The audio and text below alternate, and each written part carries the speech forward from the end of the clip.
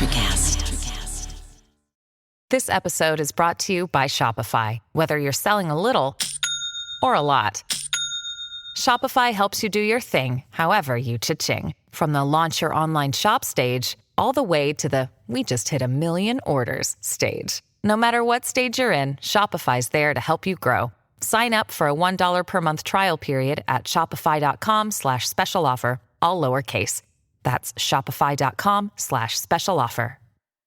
Why wait to see if you'll get something you like this Valentine's Day when you can go to BlueNile.com and find something you'll love? Whether you're looking to treat yourself to a little winter sparkle or show a galentine how much you appreciate them, Blue Nile offers a wide selection of high-quality designs, expert guidance, and free 30-day returns for the ultimate peace of mind. You can even design your own jewelry. Right now, save up to 50% at BlueNile.com. That's BlueNile.com.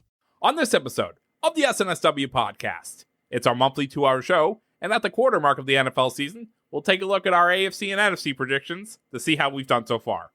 We'll also take a look at coaches in the NFL who should be filing for unemployment benefits and how the NFL has handled the COVID-19 pandemic, as positive tests on the Patriots, Titans, and Vikings have forced the NFL to reshuffle its schedule. But first, this episode is being brought to you by Boxo Crafts. Boxo is an arts and crafts-focused kid subscription box.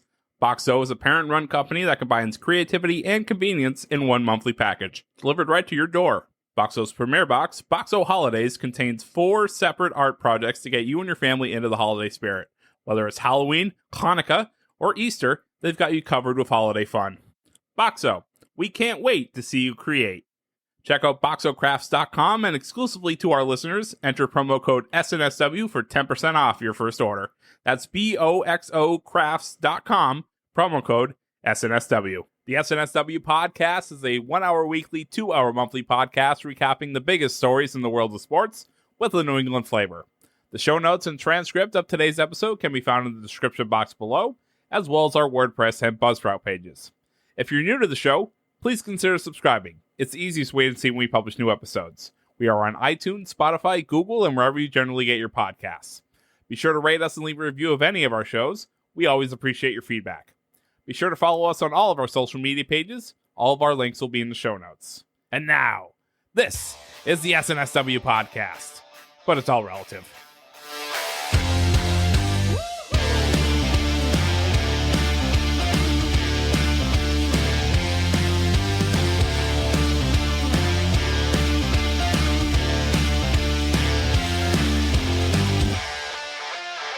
My name is Joel Malkin, and welcome into the Sunday Night Sports Wrap, the flagship show of the SNSW Podcast. We thank you all for joining us on Facebook or afterwards, wherever you listen to your podcasts. If you hear weird noises coming from my house, it's my small children that are running around after they just ate chocolate chip cookies. And we're going to get right into the NFL this week. And what we did a few weeks ago was give our predictions for the AFC and NFC, another episodes 5 and 6 of the SNSW Podcast, which you can find anywhere you download your episodes, your podcast episodes. We went through, and Mike, Dave, and Bob gave their predictions for the NFC, and myself, Craig, and Rayshawn gave our predictions for the AFC and how the teams would finish through the year. And now that we've reached week 5, we're a week after the quarter pole of the NFL season, we've done fairly well, guys. I think we've hit on a lot. We've missed on a few, one way or the other. So let's go through the ones that we've hit on and missed on. We could talk about how we hit on the Jets. Actually, we missed on the Jets because they stink. But let's go through the ones we've hit on, and we're going to start with the first one. And I said it on the last live show.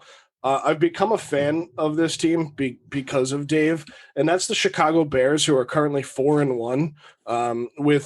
They've had 2 quarterbacks this season. We all know that Mitch Trubisky got them through the first few weeks of the season. They make the switch to Nick Foles, and not only are they 4-1, but Nick Foles won his rematch against Tom Brady on Thursday night.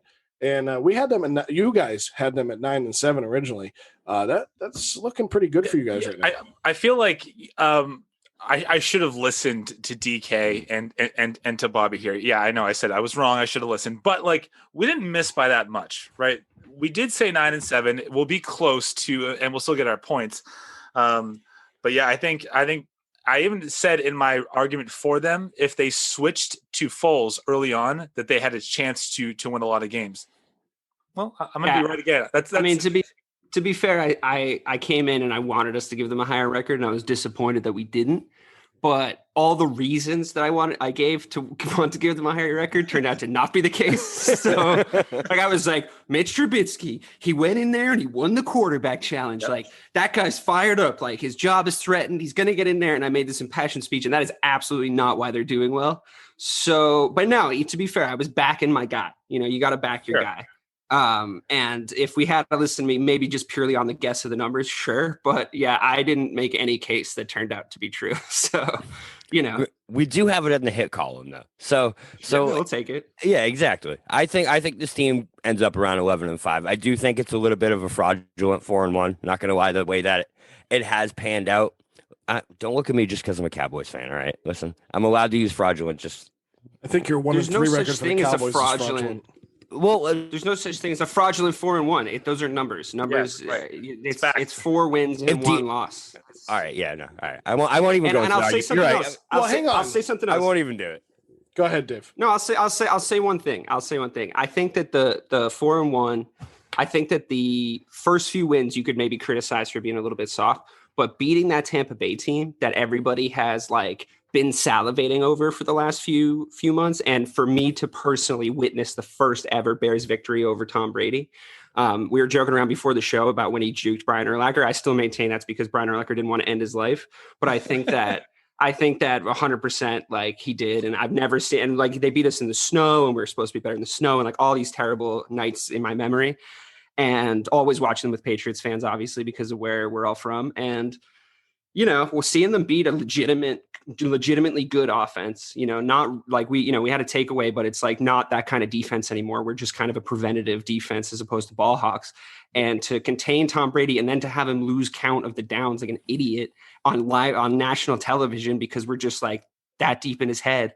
I mean, that was just such a satisfying thing to watch. And you have to admit that legitimizes them a little bit more. Yeah. You know? So, that last win was big. That was a big win. Put a pin in that Tom Brady point because we're going to come back to that later in the show. But I will say in defense of Bob, where he's saying that it's fraudulent, it's okay if he says it's fraudulent because if you guys remember, he wanted to jump teams and come to the AFC right? Yeah, mid-show. So you know, it's let's give the guy a break. So the next one you guys had, and I think this is one that everybody had, was the Seattle Seahawks. We had them at 12. Oh, I'm sorry, that's right, Mike. You didn't. No, that's also not true. Bob called them the most overrated team. Oh, that's right. In the NFC. I did. I came hot against them, and I have to say that's not looking like a great take at this point. You idiot. Yeah, no, that's not looking great. I mean, when it comes to that offense, I don't think there is a better. I mean, coming from a Cowboys fan, this is high praise. I don't think there's a better wide receiver core in the game besides Tyler Lockett, DK Metcalf. Those two guys are out of this world, and to have Russell Wilson throwing them the ball, they're going to be trouble in the NFC. They're going to be real trouble. So the biggest thing with that team, and Bobby, just so you know, there are people who have made careers in radio and the podcast game that have absolutely terrible takes. So you're on track. You're fine. Yeah. The greatest part about that team is what you just said. And for a while, I thought that it was the team making, Russell Wilson making DK Metcalf and Tyler Lockett better as wide receivers, which I think is kind of true in a lot of ways. But Pete Carroll has that team rallying around him, and it's like it's like a college team. I mean, we talked about it when they played the Patriots and the things that they were celebrating. It's the small things. And I guarantee you he has that written somewhere on some board in the facility. It's celebrate the small things, because that's exactly what they do, and it fires everybody up on that roster, and they play so well. I think 12-4 might be low. I think you guys are still going to get the points. I think they could get up to 14 wins. Yep. Yeah, I don't disagree with that at this point. So the other one, you know what? I do disagree. Actually, I'm sorry to stall this here, but I think that offensively they're incredibly explosive, but I think that they do still have some weaknesses in their game that maybe weren't found out yet. Like if anybody's illegitimate at a very positive record right now, it's most people, right? Because of how the NFL season started. like the way that the preseason, like having no preseason, coming in, tons of weird injuries, like all this different stuff. Like I feel like any of the 5-0 teams, like any of the 4-1 teams, like any of the 4-0 teams, like the Steelers, any of them could just take a huge nosedive because so the Bears could be fraudulent. But the Bears might be the least fraudulent by my logic. Bobby perked up. Bobby was like, what? I'm ready. Because we had to change stuff on the fly, you know, and like learn on the fly like everybody else. And we got like a break because of that, because everybody was kind of learning on the fly this season. Like there was a lot of things that people were adjusting to. So when was the last time you saw a team switch a quarterback and have it work out well in the middle of the season, like ever, you know, like when you have that situation, I think it can, because Trubisky, I think we can all argue or all say, I mean, you can argue with me if you want, but he's an average quarterback. Like he's serviceable. He can get, below average. He can get the job done. Below, yeah. But Nick Foles is underrated to me. I think he's underrated. But my point was about the Seahawks, though, was that, yes, I agree he is underrated. But I think that if you look at those teams with those like not inflated but semi-inflated records, they all have like very veteran quarterbacks, and those are guys that if in an injury-prone season, you can't really bet on finishing out a season. Like Aaron Rodgers is storming right now, but like he's so susceptible to get it like going down because he's old. You know, like Drew Brees, he's old. He's got why a are those made teams? of glass. Why? Yeah, Russell Wilson. He's like older. Like, why are these teams doing better? The veteran-led teams, because like they needed less time to adjust. I feel like there will be a sort of evening out of a few of them sooner than you might think. But that's just my unscientific prediction. So speaking of a non-veteran-led team, the Arizona Cardinals are led by Kyler Murray, who I know we're very early into his second season in the league, but I may have been wrong about this guy because I said that he was going to be susceptible to injury, but I like the way he plays. He plays like a gritty veteran, and you guys nailed it. You put them in. Well, I don't want to say you nailed it yet, but to this point, they're 3-2. You put them in at 10-6 for their final record. I think that's really fair. I mean, 8-8 would be good for this team because, Mike, I think you put a lot of stock into this Cardinals team, and so did Bobby. This might be one that Bobby is right on. But I really like watching this team. And I think with DeAndre Hopkins, you have Larry Fitzgerald, who is seemingly not there, but he's there. You have Andy I thought he was Isabella, a ghost. right? I thought because they keep dragging his corpse out onto the field. I'm like, what is Larry Fitzgerald doing here? Like, get him in a suit and give him a microphone. The poor man. Right, he's gonna be an awesome. I've always loved Larry Fitzgerald, but they have Edmonds at running back currently. They have Andy Isabella. Like they have all these guys that if they're not named DeAndre Hopkins or Kyler Murray or Larry Fitzgerald, you don't know who they are, but they're getting the job done. Yeah, I mean, I think for Arizona, like Murray needed someone that he could throw the ball to 15 times a game, and that would catch the ball 13 times, right, and for 100 and something yards. Larry Fitzgerald at this point of his career probably can't.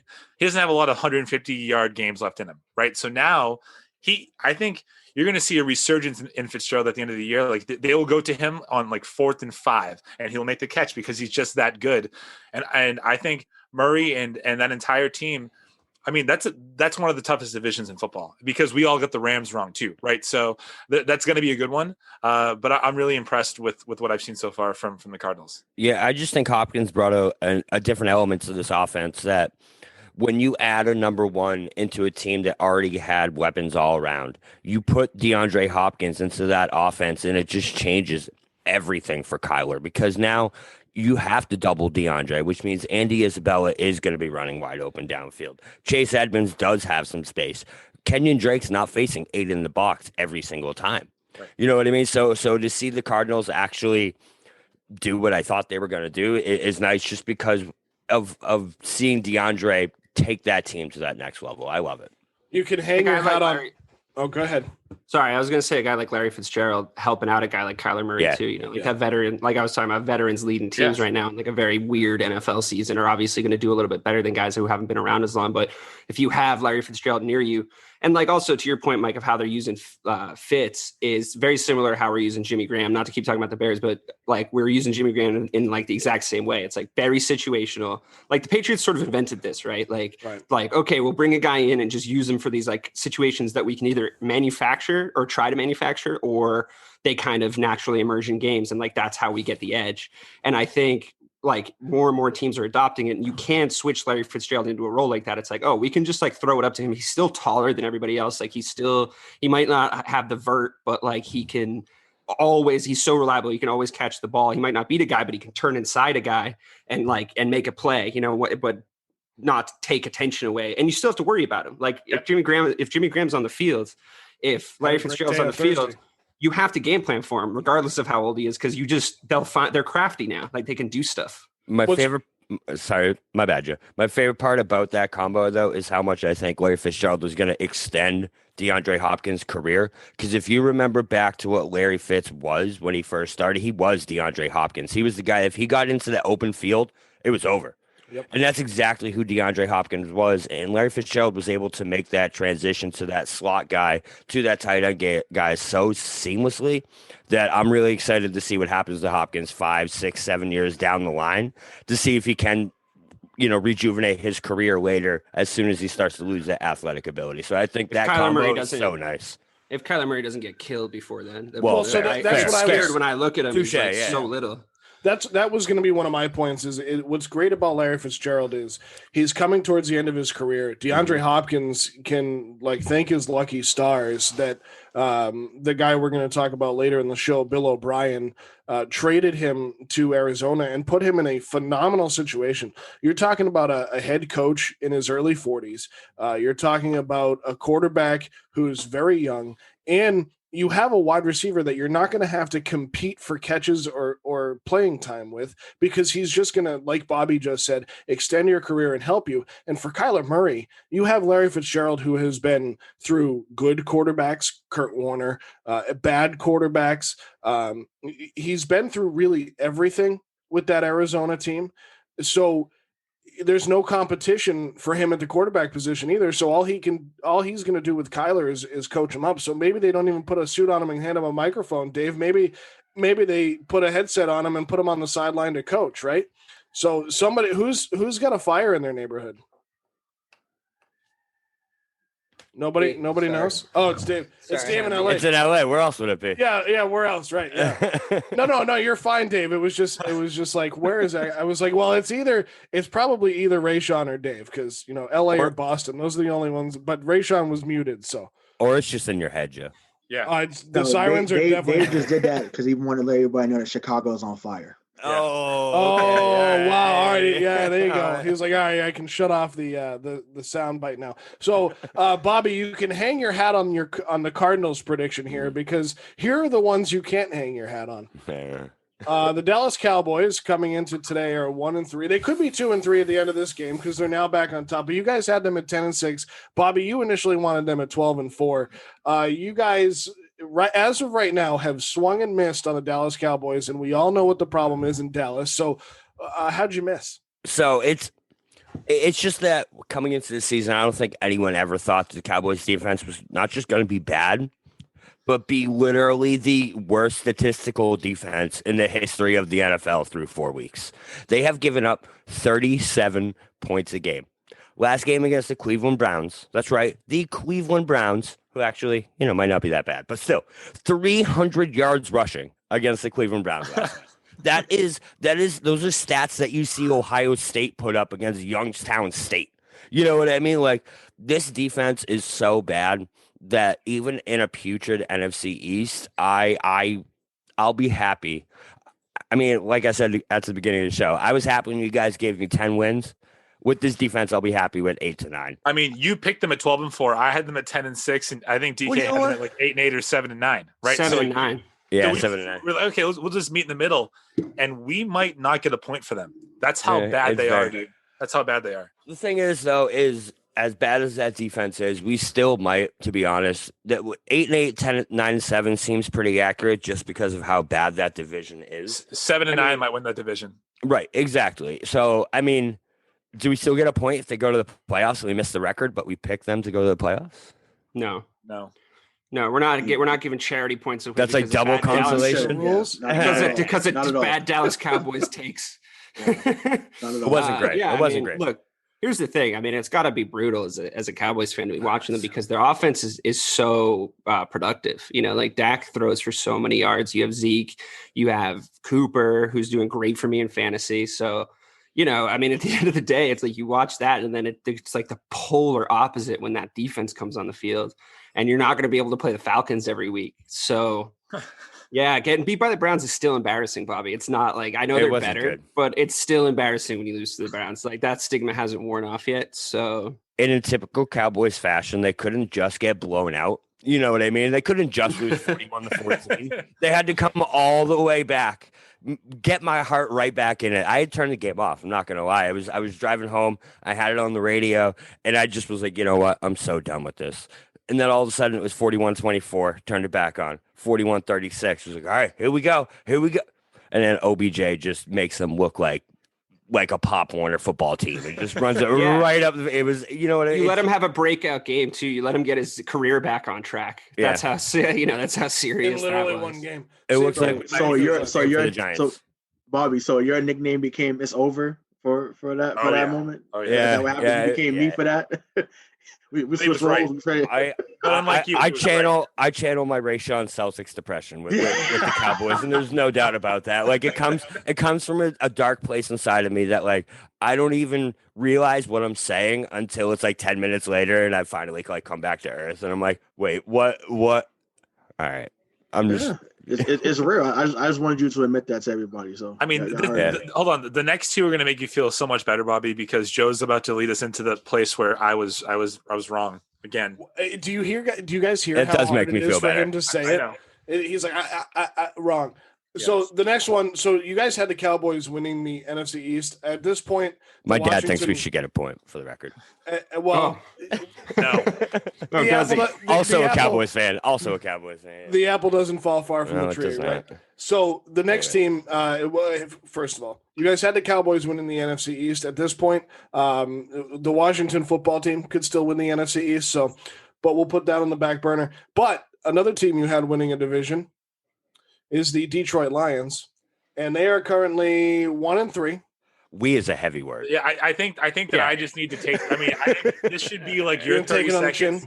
Yeah, just to unload on me because this was my fault. No, we don't need to unload on you. We knew at the time it was a terrible prediction. We did it, for the good of a laugh, which is always a dutiful and honorable thing to do, especially when you're trying to entertain people.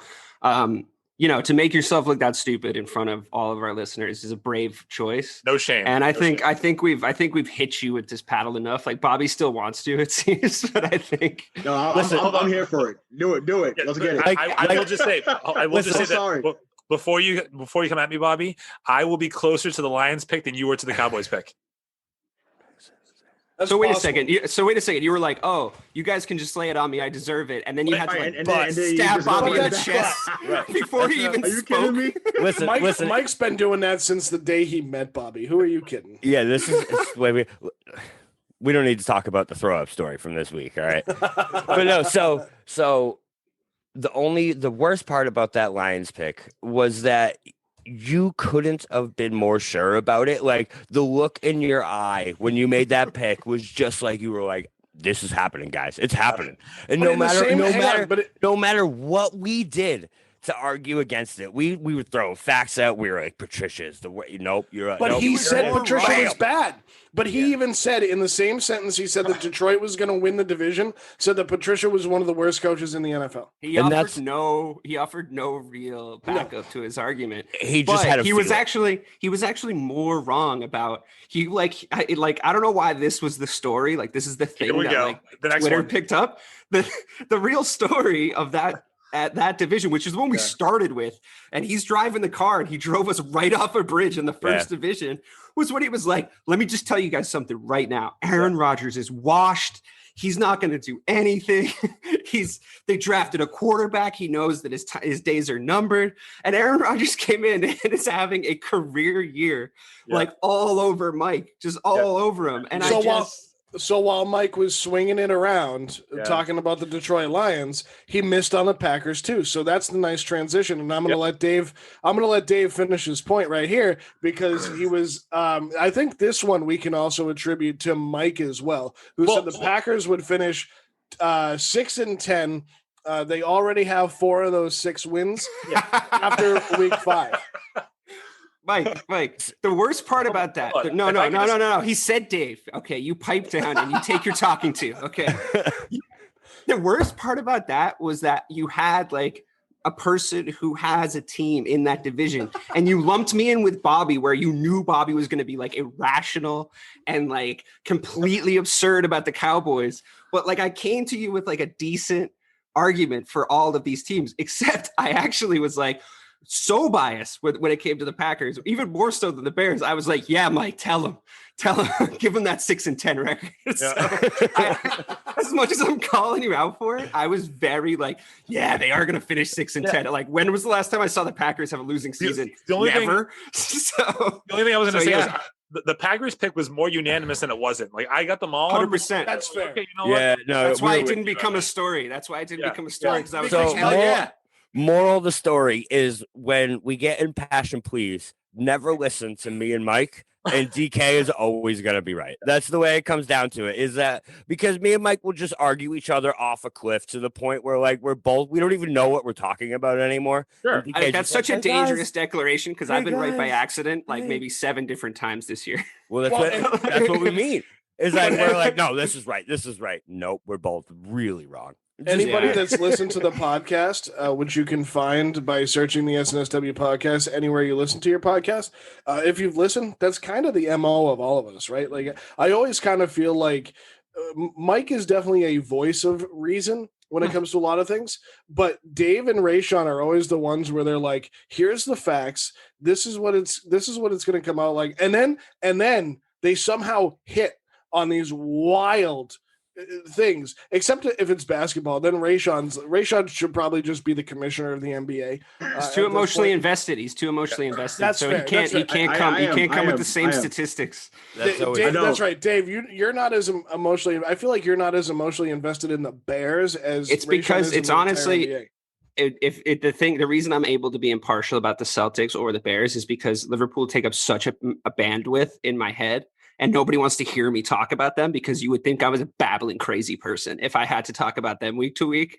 Like, if you think Rayshawn is like overly attached to the Celtics, if we miss one pass, like I start burning things in my house. Right, like Bobby was with Dak early in this game. It's exactly so. We can't have too much of that. We get to point and laugh at Bobby about the Cowboys, and like make fun of Rayshawn in the Slack about the Celtics, but like you can only take so much crazy in this thing. You know what I mean? You're right, because the way Bobby talks about the Cowboys being down to the Giants in Week 5, you would think they were losing the friggin' Super Bowl. So let's move on to the AFC because Craig, please. I feel like we were more right than these guys especially when it came to like how they were absolutely completely wrong about the NFC North. I feel like we were a little bit better, but our teams were kind of easier to hit on too, so I'm going to give them that. We hit on the Ravens and the Chiefs were 2 of the big ones because how would you not hit on the Ravens and Chiefs? Though the Chiefs did lose today. They did get beat today, which was kind of a big deal, right? So we had the Ravens at 13-3, the Chiefs at 14-2. Both of those teams are 4-1 after Week 5. Oops. Yeah, I mean, I think with those teams, man, especially with Baltimore, because Mike came at me calling them paper champions, and I felt disrespected by that statement. But I think that I mean, Baltimore hasn't been world beaters, but I mean, 4-1 is still 4-1, so they've been great with the run. Lamar Jackson does have to play better though, because they did look like it looked like a JV team against Kansas City a couple of weeks ago. I will say that. So you hear me saying it, Mike. I was wrong in that Kansas City game. I did think that Baltimore was going to win. You're saying you're wrong about a win. A game. I was wrong about a game. Yes, I was wrong about a game, sir. I'm allowed to say that. Can I do that? You can say that, but you have to remember that Mike was just wrong about an entire season for 2 teams in the right. And I can be wrong about a game. So who's better in that regard? Right. So I guess you are, Rayshawn. You're better. You're better. Okay. Thank you. You don't have to patronize. You just be honest. One other team Baltimore's been decent overall, and obviously, I mean, Kansas City's still the cream of the crop. Obviously, Mahomes is still otherworldly. Me and Joe do not agree with Craig's take on Mahomes, so we want to make that clear again. We do not agree. Actually, none of us on here agree with that take on Patrick Mahomes. So Mahomes is still the cream of the crop. He's that guy. He made a hell of a throw earlier today where he just basically made like a baseball play on the football field, which was just nuts. But yeah, Kansas City and Baltimore, they should be the AFC Championship contestants. So here's another one we nailed. Really brought it home with this one. The Jets are 0-5. Yeah. I think we may have missed it, but we're still going to get the point because I think they could go 0-16 because Adam Gase is a complete clown. So. And I hope they do. I really do because I have a few New Yorkers friends that actually are Jets fans, which I don't know why you made that choice. Is there anything more insulting? Is there anything more insulting than a Patriots fan being like, "Oh, I really hope the Jets do okay this year"? Like, there's the charity in his voice right now. That is it's just it's such a slap with the back of the hand, and everybody can tell. It's just being I hope you guys win a couple games, right? But it really there's a reason why they say JT has just ended the season. The season ended the moment he stepped onto the field. So Adam Gase, you got to go. Le'Veon Bell. Looks like he hasn't been on the field, so I don't blame him. To me, I wouldn't even play. They say, you got your money, Le'Veon. Sit on the sideline, watch the team take L's, and then leave in the offseason. Who knew that was going to happen? You know who knew that was going to happen? Pittsburgh. Everyone. That's what I was going to say. I've said it, and we've said it once. We'll say it a million times. The worst move that Antonio Brown and Le'Veon Bell made in their careers was leaving Pittsburgh. Don't know why they did it. When the Jets signed Le'Veon, didn't everyone know that this is exactly where that signing was going to end up? I mean, I know I did 100%. When they signed him, I knew 14 carries for 57 yards was going to be in Le'Veon's future a lot. So would you say it's like when Emerson went to the Cardinals? It's just like, what are you doing? Even though he was much older, obviously, but it was one of those type of things. It's like, oh, he's not going to do anything here in Arizona. You can't. I don't know. I just feel like situations matter, obviously. And even though Mike Tomlin didn't always get to the biggest games, but he's been consistent in Pittsburgh, and I felt like he was the best coach for those players, obviously, like we just mentioned. So, but that situation was different. That situation was different too because Le'Veon and AB were in the primes of their career. Like if AB doesn't leave Pittsburgh, I would almost guarantee you that all of the stuff that came out and happened while he was in New England doesn't happen and doesn't come out. And he's safe in that Pittsburgh bubble, to call it something. You can't. Not safe. You can't threaten a girl and their kid on a text thread in 2020 or 2019. No. Absolutely, and I'm not condoning that or saying that was okay. But maybe it doesn't happen if he just stays there and shuts his mouth. Yeah, I think you don't get cleaned out by Vontae's perfect either. As soon as that happened, that changed everything for him. I feel like people downplay that hit. It was like, well, people get hit all the time. No, he got his ass rocked. He got rocked. Craig has something to say. Craig, say your piece. You know what the Jets plus minus is? It's 0.5. 0.5. It's negative 76. Oh, you mean for points allowed? Oh, yeah, that's bad. Yeah. They have I was like plus and minus. I always think about basketball. Cowboys. Yeah. Wait. So quickly before we move into Week 5 of the NFL, our misses were number one. The Pittsburgh Steelers. I'm going to go with this one first because they're 4-0. We had them at 10-6. I think we're going to still get the point for it because I think they can finish with 10 to 11 wins, but they're much better than we had them because we didn't even give them a playoff spot. I think they're going to end up being in the playoffs. And do you guys have anything on Pittsburgh? Because I think it's pretty self-explanatory. Yeah, the only thing I'd say about Pittsburgh, which kind of goes back to the conversation we were just having, is I don't think Big Ben ever has gotten enough credit for what he did in Pittsburgh. You see it now where he's making wide receivers look like Pro Bowl wide receivers every single year. It doesn't matter who is. But he also, as you know, I watch a lot of the Pittsburgh Steelers because my fiance is a massive Pittsburgh Steelers fan. I haven't seen Ben play like this in a long time, and I think it's because this is the first time. This is the healthiest he's been in years. I agree. That shoulder injury, I think, was big. Yeah. I think he's been beat up, and I think this is just a reminder of him, what he looks like when he's not beat up. And I think they did a smart thing by when he went down, just being like, okay, let's call this season a wash. Let's not try to force him back in and make sure that he goes in there. And what's so funny, Craig? What am I missing? Bobby, I know what he's laughing at. I know what he's dying at. No. Oh, what happened? Oh What no. happened? Dak just Gordon Haywarded, man. So someone just texted me Oh my God, Dak about what? that. Yeah. Is Wow. he's hurt? He's dead. Yeah, he just got hurt. Yeah. Craig's Don't laughing say he's dead. hysterically. Craig, that's awful. Dak Prescott's horrible injury. All right. So this is the revealing. last team we missed on, and I'm gonna also preface this by saying I think that this is gonna turn their season around. But we missed on the Houston Texans, who are 1-4. We had them at 9-7. Yeah.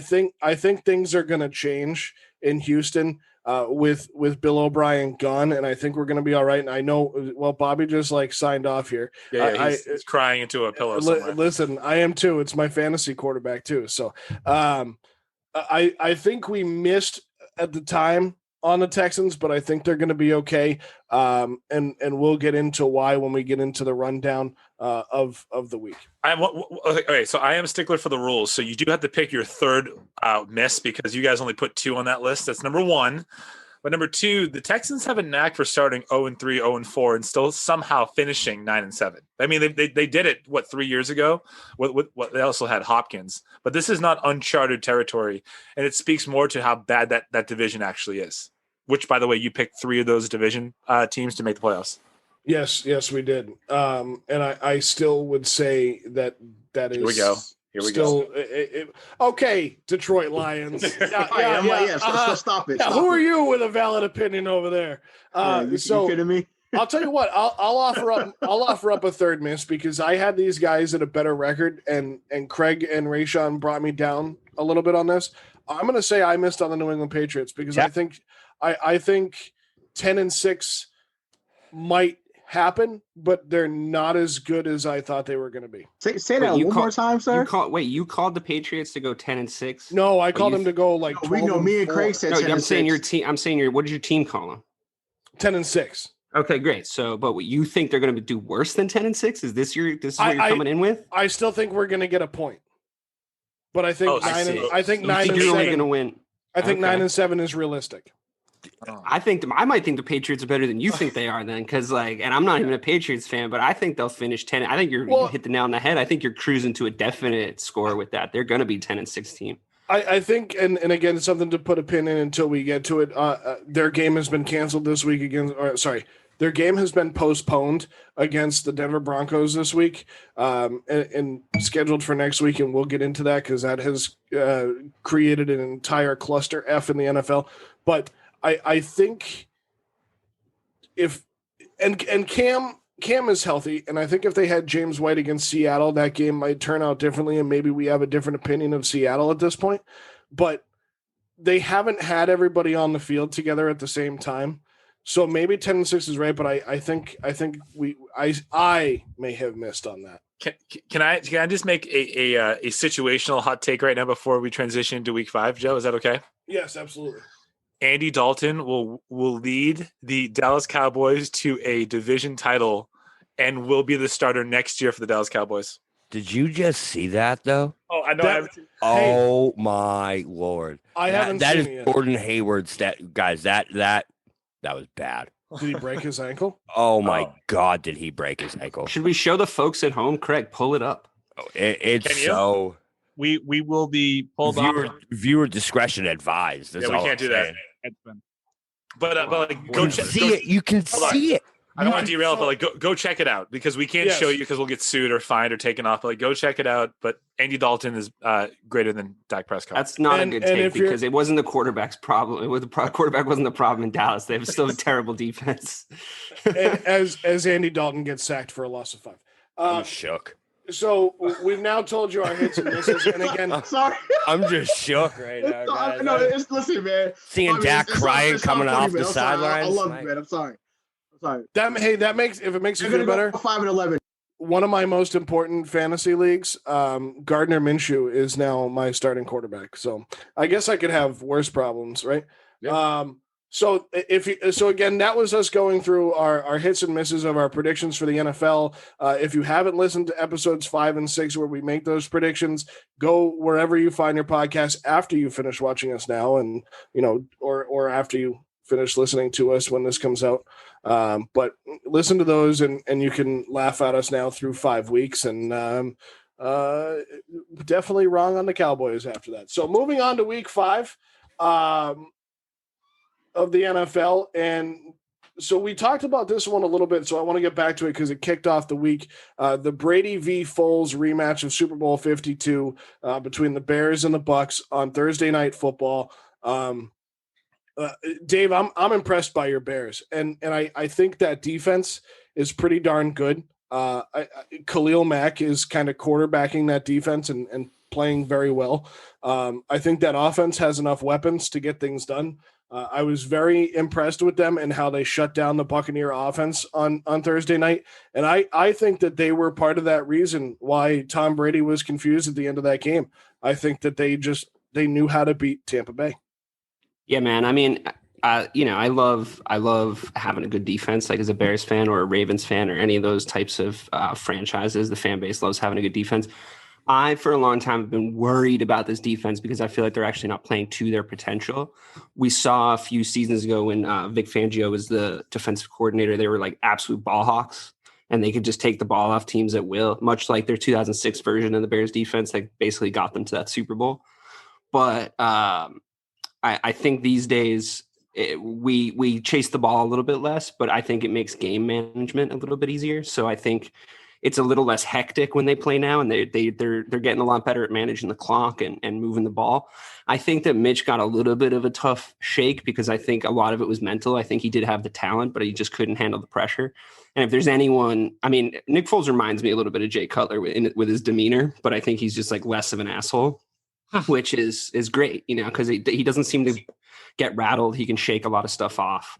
And obviously this is the most I've really seen him play consistently, because I wasn't, watching a ton of regular season Jacksonville games last year. And I really only followed the storyline of him coming in for Wentz and the Eagles. And I think he's perfect. And I love that Nagy has the ability to change his offense around so easily because he used to be an offensive coordinator. He knows his stuff.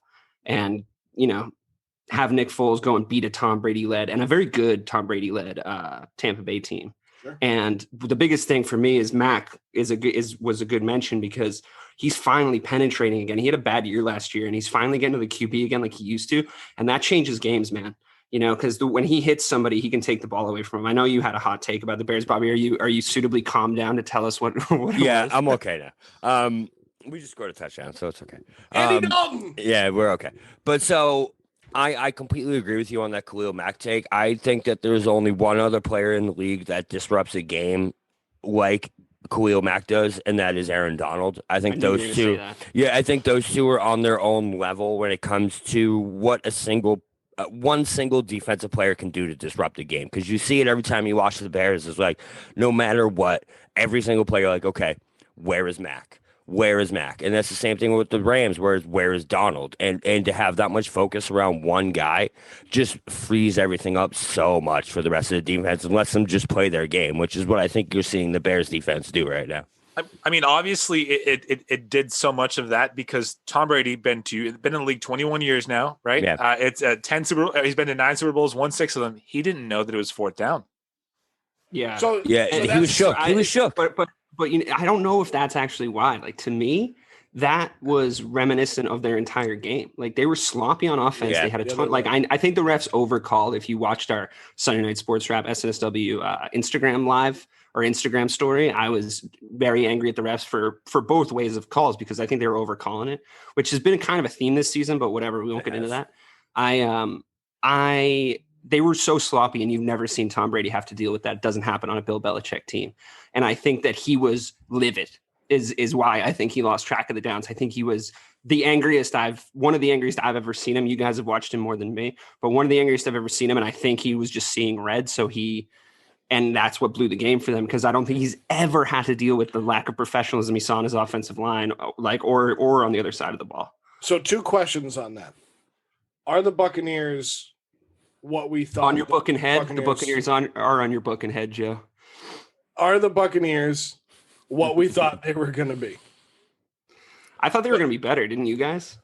Well, I mean, I think we all do it, right? We see the roster and we go, oh, that's a lot of talent. Like that's 13 wins right there. But as everyone pointed out on that paper show, champions. Yeah. As everyone pointed out on that show, like, first of all, no preseason. no preseason, no time to actually get into camp and to work with these guys, I still think they're going to go 11-5. I mean, that's still probably going to happen.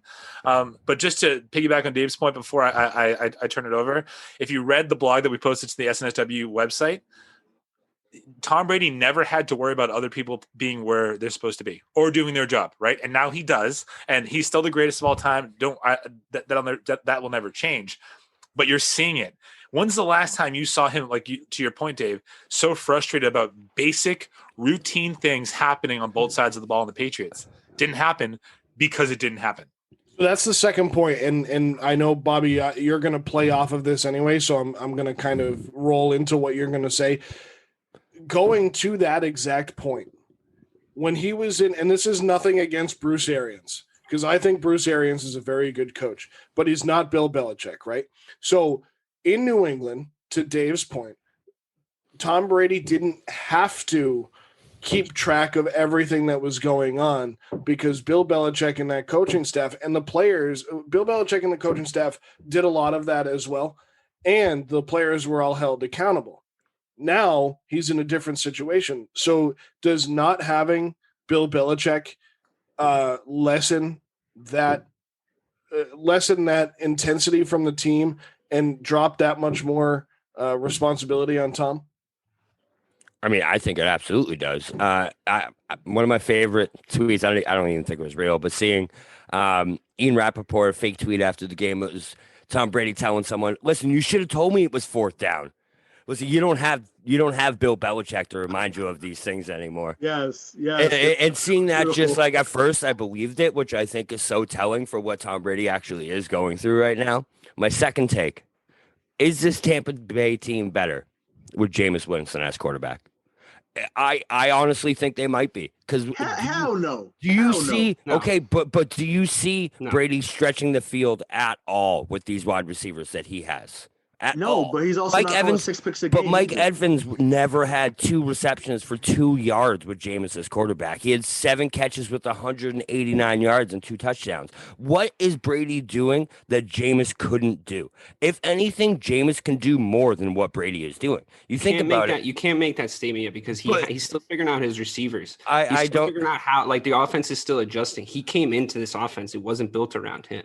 Right, but so I'm just saying. Fair. Do you think the Bucs have a better record right now with Brady than if they had Jameis? Yes. I don't know if they would have won a game if Jameis was their quarterback. Right, exactly. So oh God, are you kidding me? But what is Brady doing that has Brady won them a football game yet? Yes, last week against the Chargers. Last week, so all right, I got this, Mike. I got this. No. So last week against the Chargers, now Justin Herbert is outplaying him in the first half. Brady throws a pick 6. Everybody on Twitter is like, "Oh my God, Brady is trash." We even made jokes on our group chat. And then what happens? LA makes a turnover, and I said, "I guarantee you, he's going to score before the half." They come in there, he scores before the half. I said they just lost this game because we've seen it for 20 years in New England. Whenever he gets a glimmer of hope, it's over. And not only did Tom win them that game, Bobby. I know it fit your narrative for this week where you said Mike Evans had 2 catches for 2 yards, but last week he had 7 for 122 and a touchdown. All right. So exactly. Thank you. So I think the problem is here. No, I actually like what Bobby's saying because I don't disagree, but I disagree with the Jameis Winston point. Jameis Winston was a 30 touchdown, 30 interception guy. I mean, he's one of the only guys ever to do it in the NFL, and that's insane that he had almost 2 interceptions and 2 touchdowns per game. So you bring Tom Brady in there, and like Dave just said, you have the team there, and you're inserting Tom into it. It's not the other way around like it was for 20 years. I mean, you could realistically say that the first 2 years that Tom started, 01 and 02, those were the 2 years where that team wasn't built around him. And then 03, 04 is when Bill was able to start building around him. Contracts became cyclical. You were able to bring guys in. You were able to bring in your own defense and start working things in around him that way. In Tampa, he does have to walk in, and maybe there isn't the same intensity down there as there is up here. Maybe Bruce Arians is that much more laid back. We know that he had heart issues after he left Arizona, so maybe he's just trying to keep it calm in South Florida. Who knows? But I think one of the biggest things with Tom Brady is that he's not going to have, and he didn't have 5 touchdown games here every week either. But what he needs to do is understand that that's not Bill Belichick led Patriots down there in Tampa, and that those guys have to understand where he's coming from and understand what kind of an offense and what kind of a system Tom is coming from to be blowing up at guys like that. You don't see quarterbacks blow up like at guys like that, like Tom Brady does. And Tom Brady might seem as though he's getting angry with everybody else, but there are times where you can see it on his face. He's upset with himself. Yep. And I see that a lot in Tampa Bay now. And I thought back when he was with New England, it was like, oh, wow, he's upset with somebody. He was upset with himself. And you just didn't see it but where he is now, I mean, I don't think this team is going to be 12-4. I really don't. I mean, 11-5, but I don't either. But, and I'll tell you this to your point there, the myth of Tom Brady is gone. The amount of teams that used to come in because of everything that you were getting to New England, if everything went the same way as the Bears Thursday night game, and that was a New England Belichick Tom Brady team, if everything went the same way, they find a way to win because the Bears come in half beat already, because you're going in to play Tom Brady and Bill Belichick or like in New England or whatever set of circumstances apply there. There's no myth around him anymore. He looks so human now. Like he might not be playing that much worse than he was playing like last year, but it's so much more noticeable now because as we discussed weeks ago before the NFL season even started, the microscope is just different because he's so human and you're never going to see him win another Super Bowl. And you're starting to see that become true.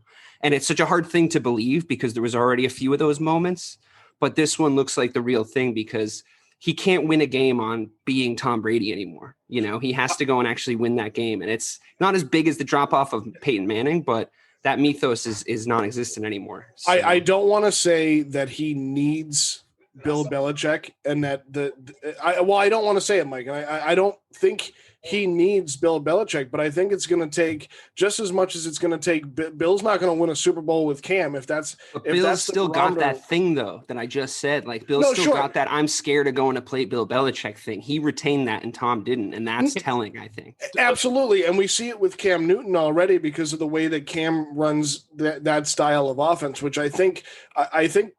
Josh McDaniels has too much of a chubby for the style of offense that he can run with Cam Newton, because we talked about it before, Bobby, when we talked about Tim Tebow in that kind of an offense. Like that's his kind of game, which is kind of scary to me. But you're absolutely right, Dave. To get back to the point, you're absolutely right. Bill Belichick still has that. You come into New England, you're still playing Bill Belichick, so he has that factor.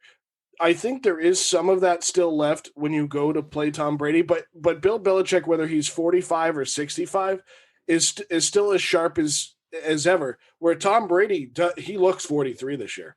I'll give you that much. But Mike, and I saw you reacting. Yeah. I don't think he needs Bill Belichick. Where I think he needs Bill Belichick is managing the people around him. Yes, no, yeah, absolutely. And I think a huge part of his greatness was the fact that he only had to focus on his part of the overall game plan of being great, right?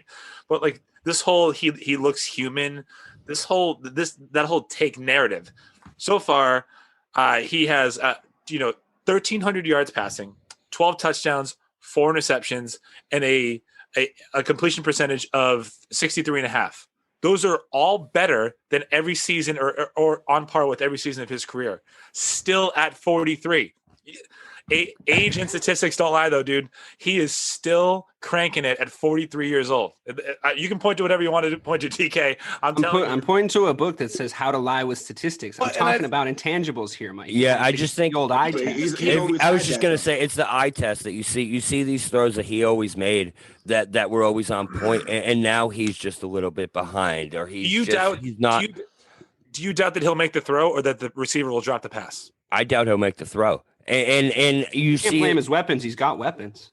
Right. I think I'm with you where I think it does look like he's a little more human than we've seen in the past. I think this is the season that we see great quarterbacks do take that next age step when it comes to Brady, when it comes to Breeze. You're seeing these guys look old, and that's just what they do. Like I said, when was the last time you saw Brady stretch the field? Actually throw the ball 40, 50. Last week. 5 touchdowns. Well, no. Five red zone touchdowns. But Bobby's talking about No. They weren't all. They weren't all. It wasn't all red zone touchdowns. But Bobby's talking about throwing the ball 40, 45. I haven't seen him throw the ball like that since 2007. I mean, that's never been his MO. I think one of the biggest things here is the fact, going back to what I believe it was Mike, he's got too many weapons. Well, and he can't use anybody as a binky here like he could do, not yet, like he could do with Edelman in New England. And not only that, he's having a hard time getting guys to stay healthy. Yeah, not him, but guys aren't healthy. So not to turn this into like the Brady show, but like what I meant by like in a big time situation, right? To your intangibles point, Bobby and DK, we know that Brady will make the throw. None of these receivers have ever been in a pressure, high win situation. Do you trust them to make the catch? That's my argument. I think he'll still make the throw, but he doesn't have an Edelman. He doesn't have an Amendola, actually he does have Gronk, but he has an older version of Gronk, a shell of Gronk. Whatever the reason, I was less scared of him than I ever have been watching him play the Bears last week. So whether it's the receiver's fault or his fault or whatever, there's a chink in the armor now that's never been there before. And I think I just watched it happen. I just witnessed it. And like when Bobby says spread the field, I think what he means is the New England style offense was just different in a way that he could run hurry ups, confuse defenses, get them tired, move the ball with athletic receivers, dump it over the middle of the pack, and have a guy like Julian Edelman or Wes Welker or Danny Woodhead make a play. And I think that the offensive style is different. And if he still had that level of Tom Brady eliteness, he would be able to make the switch a little bit better. And it doesn't seem like that's what's happening to me, at least. I mean, no, that's a fair point. I do think that, and I mean, he wasn't a big name coming into the season, but I do think by the end of the year, he'll be a guy that will become like the Edelman, and that's Scotty Miller. He's been making those type of guys his whole career. And I think Scotty Miller is that next guy. So I do think the more time that Scotty Miller and him get on the field, you'll see him turn into that Edelman or the Amendola, or the Danny Woodhead, so to speak. And who knows? Maybe that's what Fournette becomes if he becomes that running back that they've had, or is it Ronald Jones or whatever? Like who knows what they'll do? But I don't.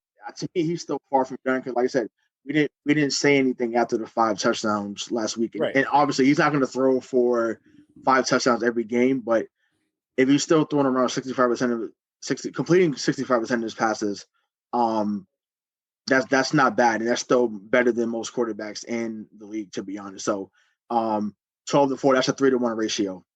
Like there's so many teams that would take that on the team right now, 4-3 or not.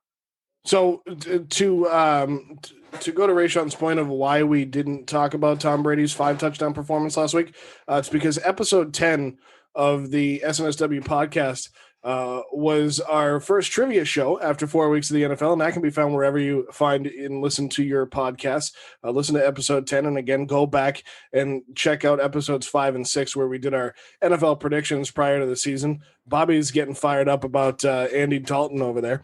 And so also in the interest of not making this the Tom Brady show, let's look at a few games from week 5 here.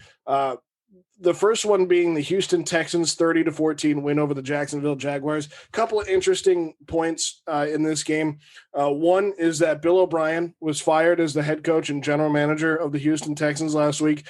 There has been no confirmation if he fired himself as head coach before he was fired as GM, but he was fired as head coach and GM last week. Romeo Crennel named interim. 73 years old. Romeo Crennel is the oldest person to coach a game in the NFL, passing George Halas, who did it at the age of 72. And the Houston Texans win today 30-14. As we mentioned in the previous segment, they're now 1-4. I think 9-7 is still a reachable record. And I think one of the most telling parts of this, after the game, J.J. Watt tweeted, "Fun, finally." I think that's very telling of what it was under Bill O'Brien. I have a couple of problems with that, though, right? So I think that, Bill O'Brien, after trading away Hopkins, that's just one of the dumbest things that I've ever seen. So why do you fire him 4 games in? It's because the inmates. I don't want to say that, but it's because the players are dictating who the coach is, and that should not happen. You should finish. I just hang on a second. I disagree with that wholeheartedly, because if that was the case, he would have been fired before the season. Yeah, and I disagree just to the point that the stories that were coming out about Bill O'Brien were so what's the word I'm looking for? Demeaning. They were so telling of what was going on with that team that they were saying they were scared to make mistakes in practice. You can't be a football team and be afraid to make mistakes in practice. That is where you make your mistakes. That's where you find things that are wrong with your offense. You find things that are wrong with your defense. You find a way to fill in those holes. So to expect perfection day in and day out, just to me as a football team, that's not a way to proceed and be able to take that next step. All I'm saying is that in any other sport, if we hear that a player is the reason why a coach gets fired, we call that player like a prima donna, right? Like who's that guy in LA? What's his name? Yeah, LeBron. To win an NBA. Oh, that's him.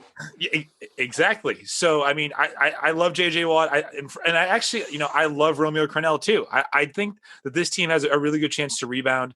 I obviously don't think that that O'Brien was getting the most out of Watson or David Johnson or some of the other weapons this year. But I don't like the fact.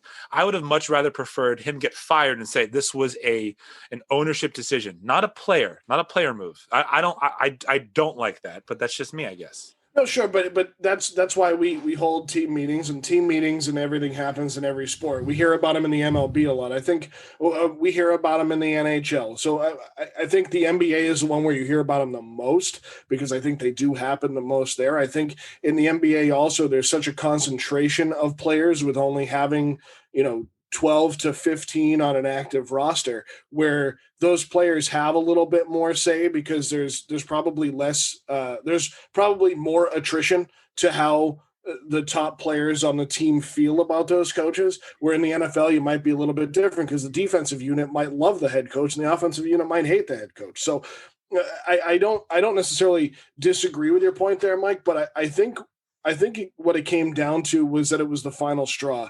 And somebody said it in our Slack chat. I think it might have been Bobby, but how do you not fire that guy after he does what he does with DeAndre Hopkins?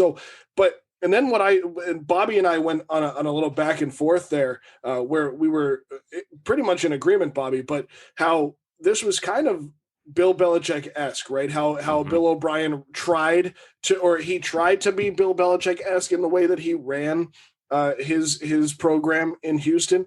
And I think that was really what was the detrimental point. DeAndre Hopkins had come out and been very vocal against Bill O'Brien. And I don't think DeAndre Hopkins wanted to leave Houston. I think he loved playing with Deshaun Watson. I think he loved playing with JJ Watt. I really do think he liked the guys on his team. But at the end of the day, he had such a disagreement with Bill O'Brien that he was like, man, do what you got to do. And Bill was like, you're right. You know what? I'm the GM. I'm the judge, the jury, and the executioner. See you later. You're going to Arizona. And I think he tried to get something out of it by getting David Johnson away from them. But David Johnson has been a shell of himself for 2 to 3 seasons, and he hasn't been able to stay healthy. So I think just a big point to this is that it was time for Bill O'Brien to go, and this may not have been the best time, but I think at the end of the day, we're going to see that it was the best time, because they did look like they were having fun. They looked like a completely different football team today. One last thing, DK. In Bill O'Brien's defense, since this has been the Bill O'Brien, let's shit on Bill O'Brien show, in his defense, he's had injury-prone stars on that team that haven't shown up for entire seasons. He loses Will Fuller, at some point, inevitably, every single season, who's the biggest weapon on that offense, or now is the biggest weapon on that offense. And in my experience, I'm not saying this is always true, but if your players are coming out and celebrating that a coach got fired, after the fact, it seems like they're passing the buck a little bit. And I think that there's a good chance that there's other systemic issues in that Texans organization that we don't see, that Bill O'Brien may be responsible for, but is not going to, you're not going to fix it by firing him. So I think there's some leadership issues there. I think that there's some durability issues there that aren't going to get addressed by firing your head coach. It's not a fix-all. because I don't think he was like, if you're talking about a culture issue, your head coach might have established it, he might have endorsed it or helped it grow. Excuse me, but I don't know if cutting off his head is going to solve all your problems. If Will Fuller still gets hurt like 3/4 of the way through every single season, and if Deshaun has the kind of production that he's been having this season, you know what I mean? It's like that's not all his fault. Just one last question for everybody. When was the last time that you saw a head coach get fired because of a player that was not a quarterback? I don't know if he got fired because of a player, though. I think he got fired because he couldn't win any games of football. Well, no, it was released. It was a locker room like dispute between him and JJ Watt where it led to a player mutiny. And I think it was the last straw, though. I think that's what it was. It's not as if he had any ground to stand. There was a lot, right? There was a lot of things that led to it. And the one thing that stands out to me when it comes down to it is how on earth, as an organization, can you allow this man to trade away? I get that there's financial implications. Listen, I get that.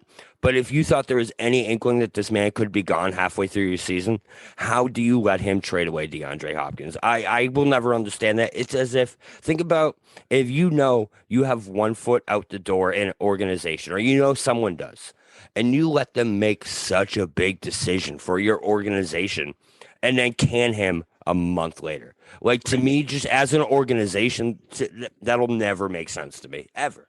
Well, maybe that just means it's a poorly run organization. That's very possible. So playing off of the Bill O'Brien firing from Houston, and, you know, we don't necessarily like to see people lose their jobs here on the SNSW podcast, but we are going to move into an award that I really don't want to name after the guy. We were going to originally name it the Bill O'Brien Award, trying to predict the next coach that's going to be fired. But who cares? Bill O'Brien Award.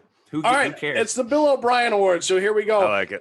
And the way we're going to play this game is all six of us. I will go last. We'll come up with the head coach we will nominate the head coach that we believe will be fired next in the NFL.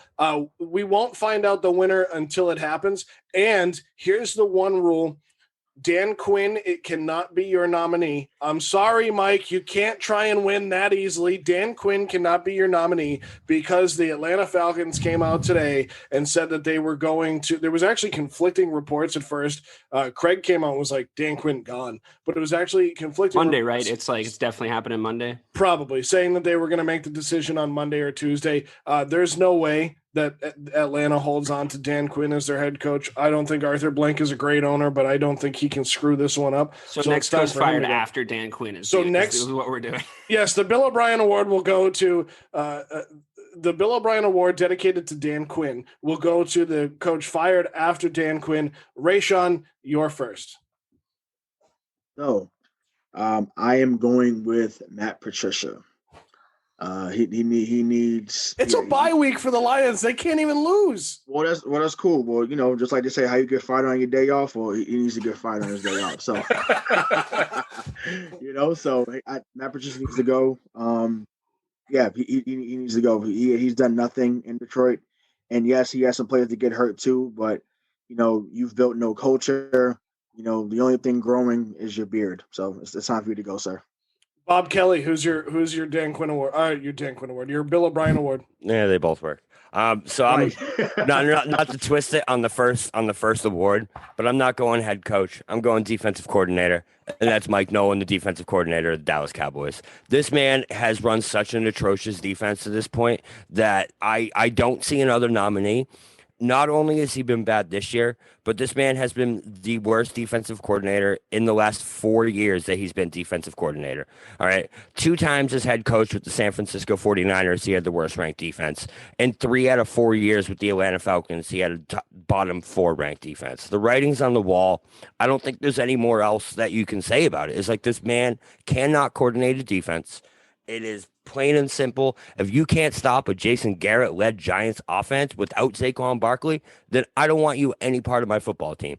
Mike Nolan, 100% Bill O'Brien Award.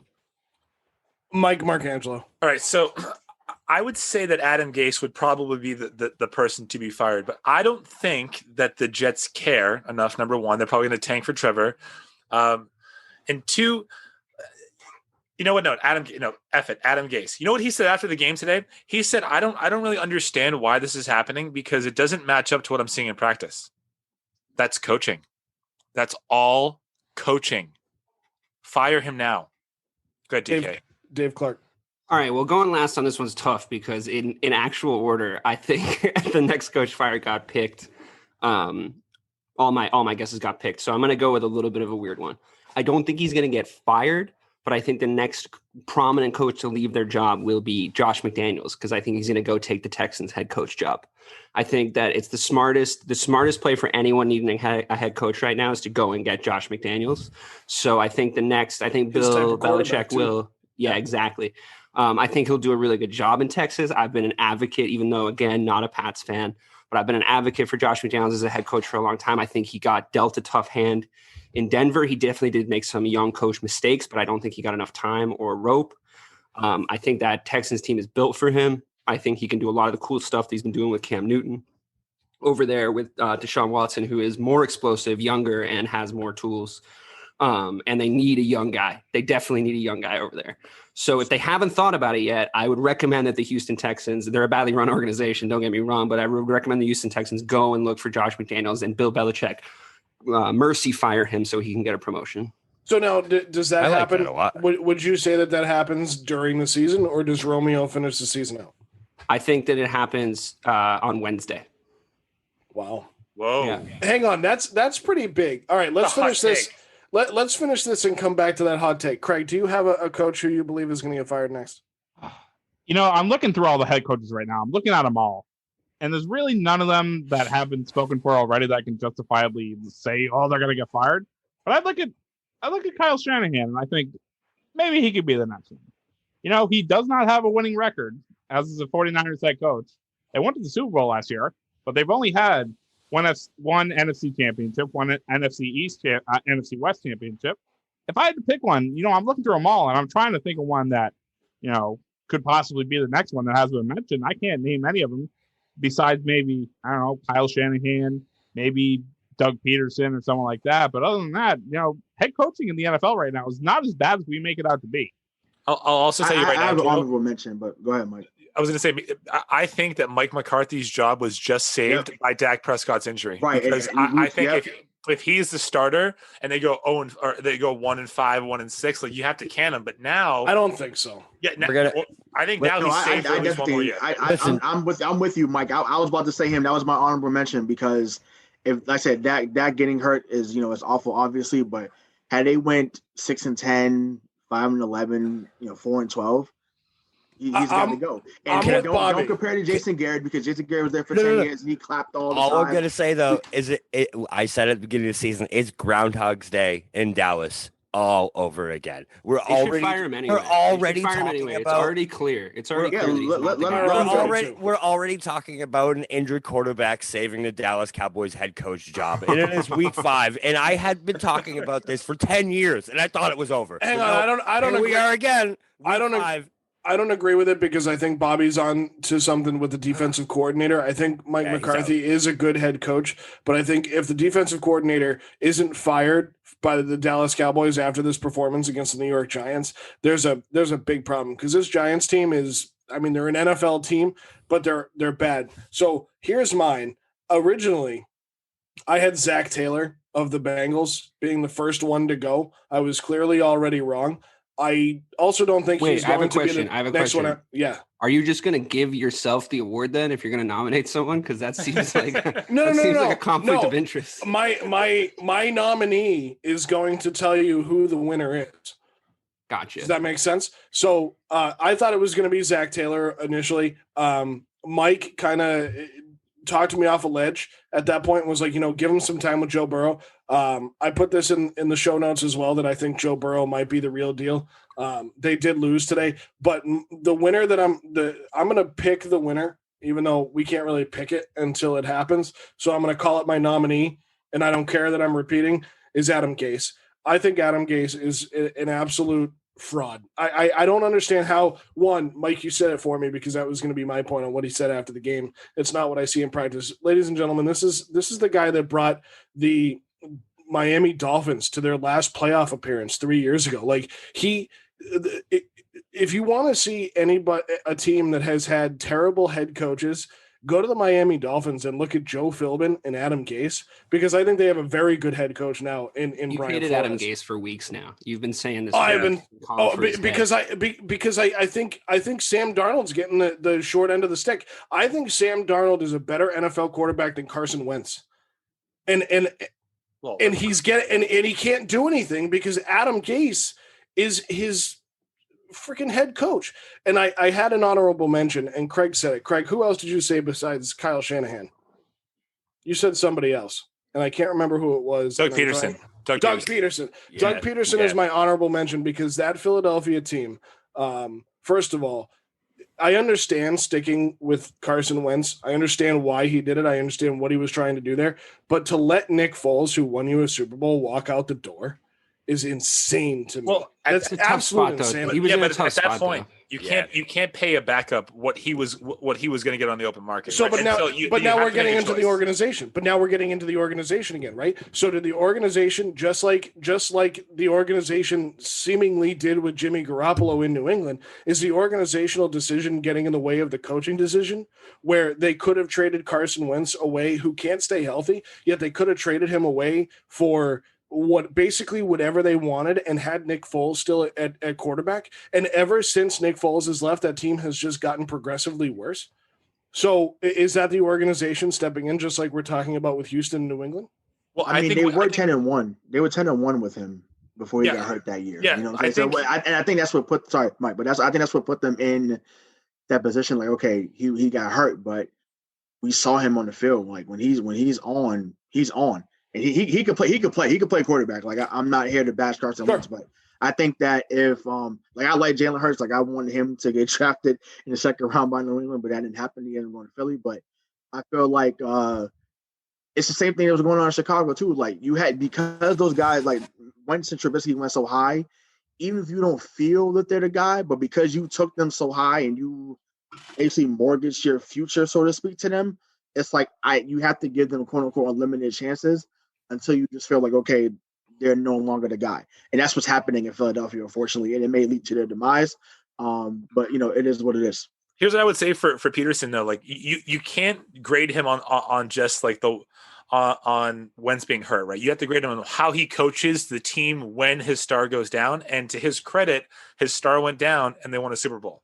So, right? So does maybe his job get saved, kind of like you just said about Dak getting injured? Like, does maybe Carson Wentz being injured, which to Ray, the way I handle your point is that you think he's kind of like Ben Roethlisberger right now. He's not 100%. He's not ready to go. Is that the kind of situation? So Doug Peterson's going to get to hang around? No, what saves Doug Peterson's job is the same thing that saved Mike McCarthy's job for years. That shouldn't have, is that he is a Super Bowl winner. It's undeniable. You can't take that away from him.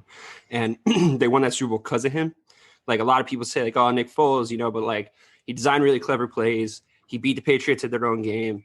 You know how I know he did all this stuff? Because he then went on a self-congratulation tour for a year and a half, wrote a book, How I Did It, or whatever it was called. It was like this. They had like the weeks of ice cream book. Yeah, and it's just like he was very self-congratulatory and like really took the shine off of that achievement for me, like very, very quickly. But I think that's what's saving his job. I think the fact of the matter is he's got a ring, and that's 4 years. 4 years. That's the cushion when it comes for Super Bowl. Is that how long McCarthy lasted? I think it was about 4 years. Yeah, 4 to 5 years. But he got fired because he got into it with Aaron Rodgers, though, too. Right. Like, he even still had more rope after that. But he got into it with Aaron Rodgers, and it was like, obviously, we're going to side with Aaron Rodgers. Like, he's also a Super Bowl winner. Bye. But I think that he could have stuck around as a cancer in that place for longer. Probably like he's going to do in Dallas, if I'm being honest. But yeah, what's saving his job is definitely the fact that he's won them a ship. You know what I mean?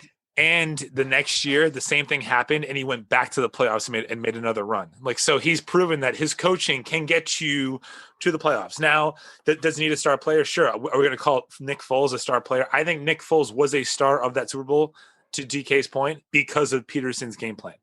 So as much as he's my quarterback, though, too, there was no game tape on the guy, really. Like, you went in and you had all these like weird things that Nick Foles did that like Belichick really couldn't prepare for like that much. So now there's tape on him. Obviously, like his performance is going to be a little bit more sus. But like same thing with Peterson though. Like he might be out of ideas. You know what I mean? Like he might have been an early bloomer. Or maybe to Rayshawn's point, which again is how I'm interpreting what Rayshawn said. Carson Wentz isn't healthy. Right.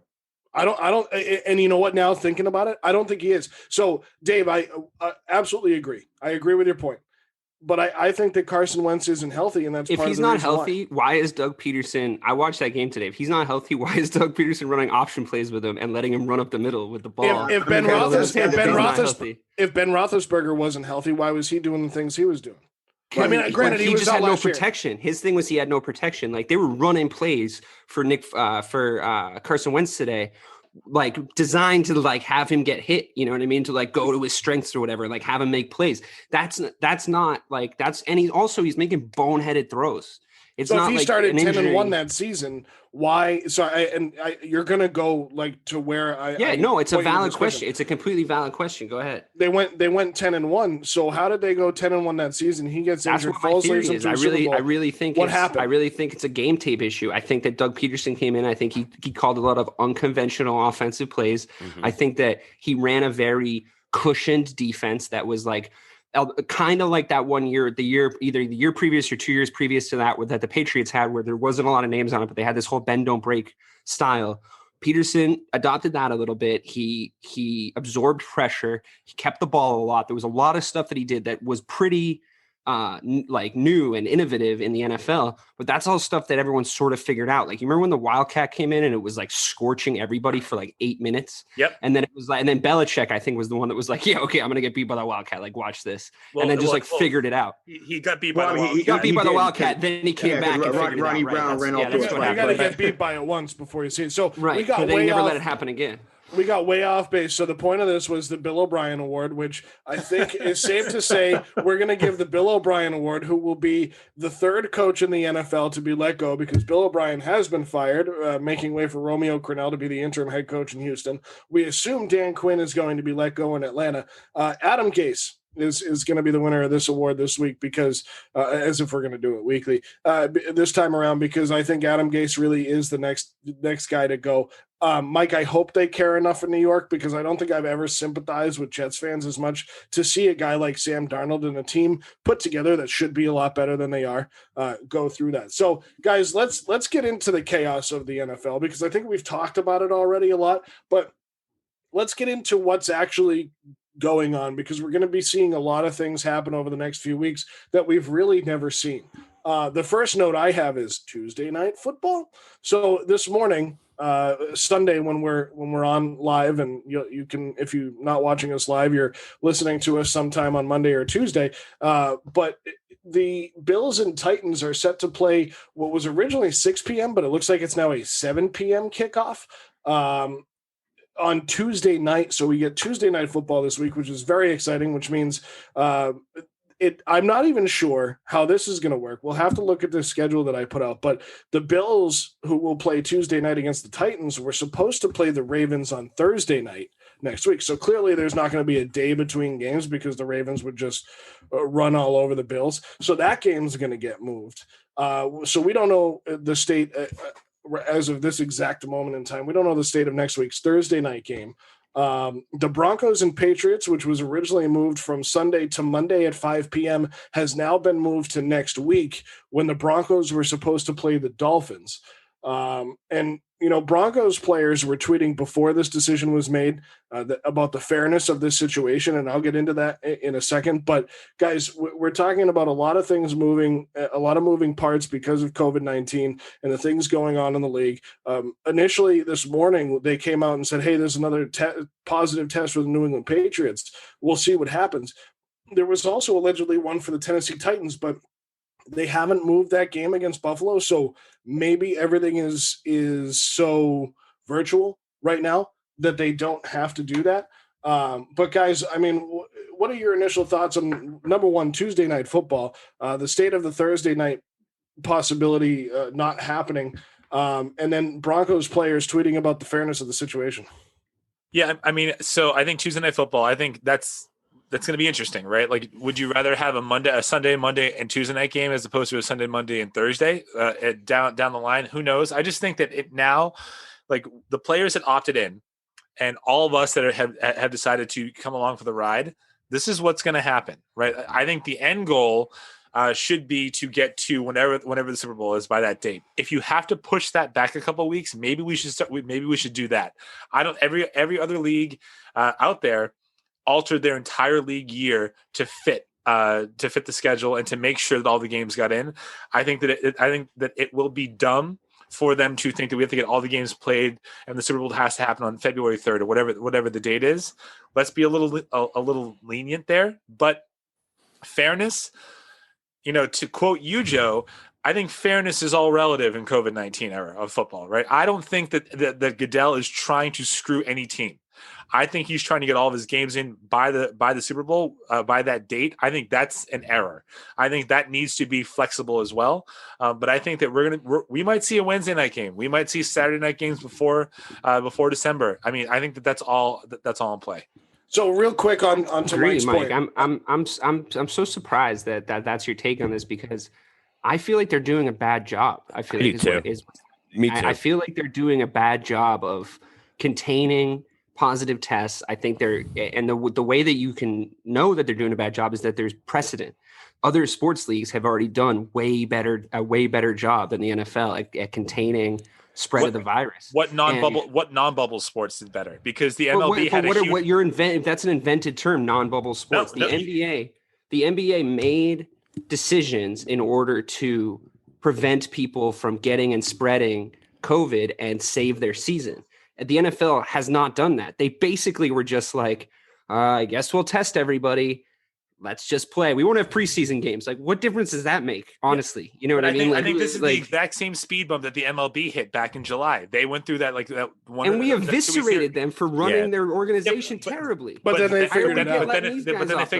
But then they figured it out. So like we need to let the NFL figure it out. So Mike, hang on. To that point, Dave, where you just said there was already precedent set.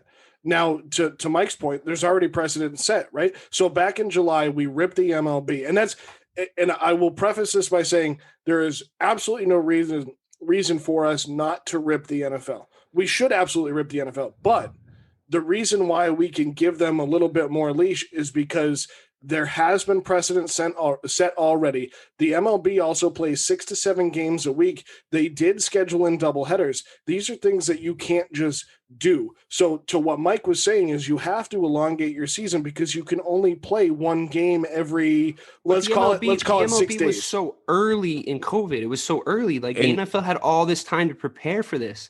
And they basically made The reason in a COVID world that counts for so much, dude. We know so much more when the MLB were trying to get back together. Come on.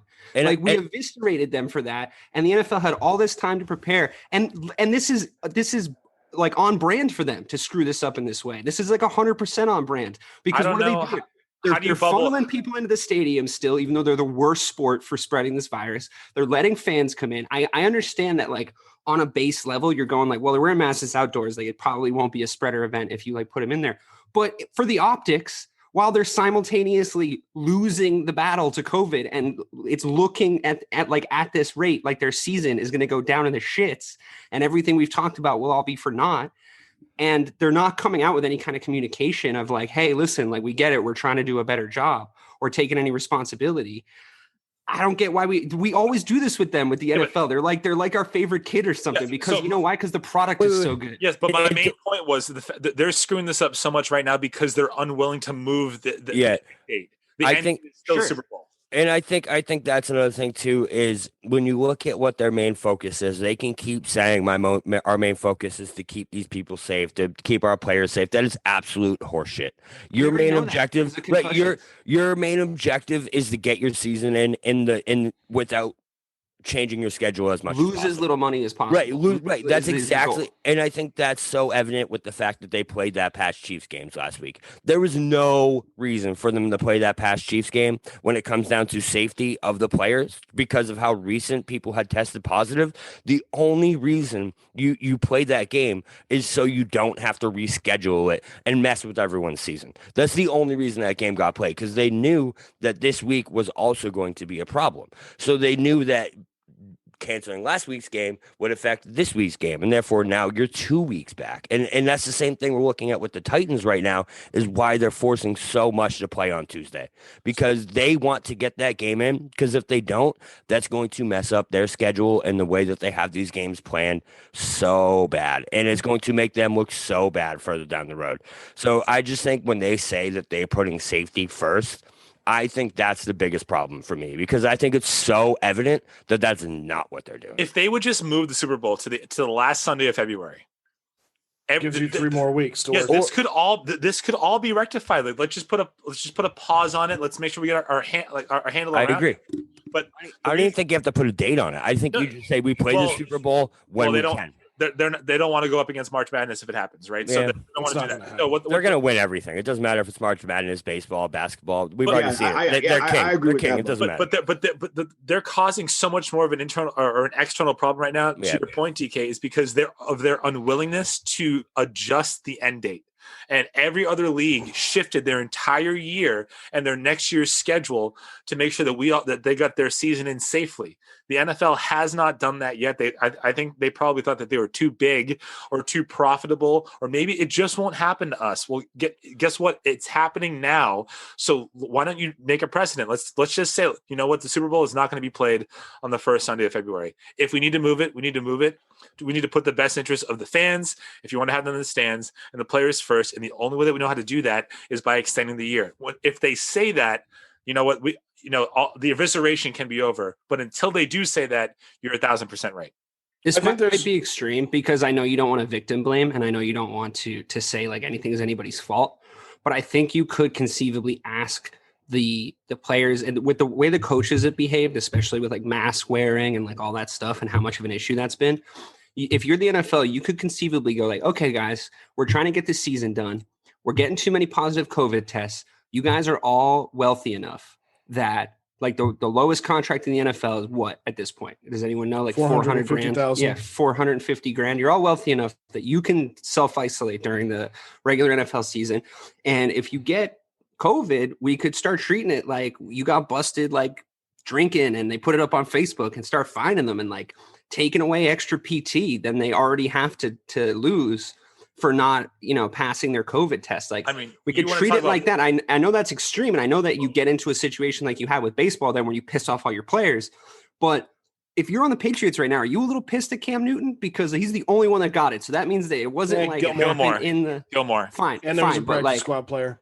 Fine, but like, wouldn't the outbreak be way worse if it was like an internal thing? Like they went and got it. They did something stupid and went and got it. So that's part of this whole thing. Yeah. That's part of this whole thing. And I think we're actually all a lot closer than we think we are. But can we also make the argument that, there was another test this morning, a presumptive positive from the New York Jets that came back negative when retested. Okay. So then everyone on the New York Jets tested negative. Okay. There's been one guy in Kansas City. It was a strength coach. We know that really of the 32 teams, there has been one team with an actual outbreak, and that's the Tennessee Titans. Now, we can go into the science of it all, but none of us are scientists, right? We can go into how the lab in New Jersey came out with 77 positive tests before the season. They were retested. All 77 came back negative. We can go into how some guys test negative on a Wednesday and then come back positive on a Thursday, on a Friday on their next test day, because that's there's not as much science to this virus as people think there is, and it can't just be done over with. It's never going to go away, right? It's just like every other virus. It's never going to go away. You can't get rid of it. But whatever about the virus itself, the point is, in the NFL, if you are the Tennessee Titans, could you put sanctions and fines on the Tennessee Titans if you're the NFL right now? That's where because you're going like, you guys screwed up. Nobody else screwed up. Is that fair to do? I don't know. I feel like you could make the teams responsible for themselves. Just be like, hey, you guys got to contain your stuff so we can like get this thing going. We're entering the nature of how we're entering week 3 of this problem. So this is my next point. I just wouldn't be surprised if the Tennessee Titans were found out to like have lax protocols, and that's what got them an event like this. You know, that's what I mean? That's already been a story that people have been talking about. Is why have the Titans too. Right? Is why have they had this outbreak? Who runs that organization? Right. Well, what you can do, Buchanan is Gruden hate. Yeah, what you can do for the NFL though is like, okay, you're not doing a bubble, sure, but every player in the MLB or in the NBA in the NHL went somewhere and isolated themselves, right? So now you can maybe retroactivate like a mandate that says from now on, every player that has opted into playing in the NFL has to make sure that they maintain zero contact with anyone outside. They already didn't do that. They already didn't do that. You can't do that. You can't do that. So they could have done that when they did the opt-outs and the opt-ins. It's like that could have been part of the opting in, but it's too late now. You're right. But so this is where we can't put everything on the NFL and the owners. Okay, this is where I'm going to throw a wrench into all this. It's players too. Because the players and the Players Association signed off on this. And this is another mistake they made in this deal, right? I think they assumed almost as a collective, if they didn't opt out, Mike, as you said, they already had that period, right? They were already allowed to do that. And the guys that chose not to didn't. So they all were, for the most part, I don't want to speak for everybody in the Players Association because we know not every Major League Baseball player was happy with that deal either. But the majority signed off on what this was. Now, here's another kicker to this. And Dave, we talk about the Titans now entering week 3 of this outbreak within the team, 23 people within the organization, which granted, we're looking at a large number of people in an organization. But here's a fun one for you and why it kind of validates the Broncos coming out and saying, what is going on and why are we getting punished for this? Why did we practice for an entire week for this game to get moved? If a game isn't played as it is written right now, if a game is forfeited or canceled, the players don't get a game check. And that doesn't matter if they play for the team that forfeited or didn't. So now we're talking about people's livelihoods, people's jobs, people's money that in some cases they'd be a little bit more careful though. You know what I mean? If they maybe that was on the line. But Dave, let's talk about it this way. Let's talk about the Titans and the Bills. Okay. Let's say the Titans are the team that aren't being careful, but the Bills are being careful. So now this game is canceled. And now Josh Allen, or let's say the 53rd guy on the roster isn't getting his game check this week. But the Bills don't forfeit that game though. They don't get their game check because you got to write a special provision in then. But you just said it. We can't go back and do it. Yeah. That period is passed. There's some things you can go back and do. I think there is pejorative stuff that you could put on certain teams for screwing up their own quarantine. It can't be if you opt in, that means you have to isolate because you can't I think you're in murky legal waters there, but I think what you can do is you can say like, hey, we're having some outbreaks, man. And you guys just phrase it exactly like you just phrased it, Joe. We shouldn't be punishing the Bills because the Titans screwed up. You know what I mean? Like or don't even put the blame on the Titans. We shouldn't be punishing the Bills. They didn't have an outbreak. And I think that's what it comes down to is what is the NFL's ultimate goal? Is it to get the season in that short amount of time? They want to play that game. They want to put it on do TV. They want to play that game? If they just want to play that game, you're not going to see that happen. If their goal is to play the Super Bowl on time, then you absolutely will see forfeits happen. And I don't think that there's any doubt about that. You know what I mean? If it comes 2 straight weeks, games canceled, eventually it's going to be like, all right, guys, what are you doing? So here's where it really depends on what their goal is, I think was what it is. So here's where it comes down to brass tacks, right? And we talk about Mike's thing here, where we move the Super Bowl out. And this is another point we have to make here. Yes, the NBA and the NHL went into bubbles. Of the 4, and the MLS did it for a little while with the tournament down in Orlando, but now they're having problems as well because they had 3 games canceled this weekend because 3 teams came back with COVID tests. Bobby, you beat the Giants. Calm down. So the MLS kind of did this right at first down in Orlando. The NBA did it right. The NHL did it right. Also, the smallest rosters in all of sports. Major League Baseball expanded their roster to 30. Football expanded their roster to 58 or 60, one of the two. And now we're talking about smaller rosters less money relatively, but in sports that make less money, especially in the case of the NHL and the MLS. The NBA might be more on par with the MLB, but you can't. You also have to look. You can pay at least pay practice squad players to self quarantine. You can go, hey, practice squad players. But they've been the biggest problem. You can't go and get COVID, or else you're cut from the practice squad. But they've been the biggest problem, Dave, right? We've seen it with the Patriots. We've seen it with the Titans. We've seen it with the Chiefs. We've seen it with more than that. We've seen it with the Raiders. So we've seen Cam was the guys. first one, though, wasn't he? Wasn't he chronologically numero uno on the Patriots? Yeah, chronologically number zero. one. Right. And then it was the practice squad guy and then Gilmore, who could have been positive when he talked to Patrick Mahomes. But apparently Patrick Mahomes came back negative. So we also have to look at this and say that there's not a guarantee that you're going to come down with it. Or maybe Mahomes already had it, and that's why he didn't come back positive. So there's so many variables and there's so many things that go into this whole thing. But also, you have to look at the length of the seasons too, right? Major League Baseball's regular season in a regular year is 25 weeks. Okay, they cut that down to 60 games in basically how many weeks is that? 10, because they played pretty much every day. Yeah. So we'll call it 10 weeks. So they cut their season more than in half. The NHL and the NBA did the same thing by bringing everybody into a bubble. The NFL is going to have a problem with that because their season in a typical timeline is 24 weeks long, but they cut 4 weeks of that off. So now it's only 20 weeks, but you also only play one game a week. So at what point do you just extend the year out and say, hey, we know that Tony Romo and Jim Nantz want all this money for calling the Super Bowl, but see how I got Bobby back involved? But you got to talk about the Super Bowl and say, do they want to move that? But I think at this point, to Dave's point, you have to be willing to be flexible in this day and age at this point in time. This may be different come the fall of 2021 and moving forward. But at this point, Mike, I have to agree with you and say that we have to be flexible and move this. And speaking of the NFL adjustments, and I'll let you guys talk about this before I keep railroading the segment. 9 teams are going to be affected by this Patriots Broncos game being moved. And we still don't know if the Titans Bills game could effectively be moved, right? We're just under 48 hours from that game being played. But this game is being moved is going to affect New England, Tennessee, Denver, Buffalo, Kansas City, Miami, the Chargers, the Jets, and Jacksonville. And here's how they're going to do it. The Jets and Chargers move from week 6 to week 11. The Jaguars and Chargers moves from week 8 to week 7. Well, that's interesting. The Chargers and Broncos moves from week 11 to week 8. The Chargers Dolphins moves from week 7 to week 10, and the Dolphins Broncos moves from week 6 to 11. Changes in the bye week show Denver switches from this week from week 8.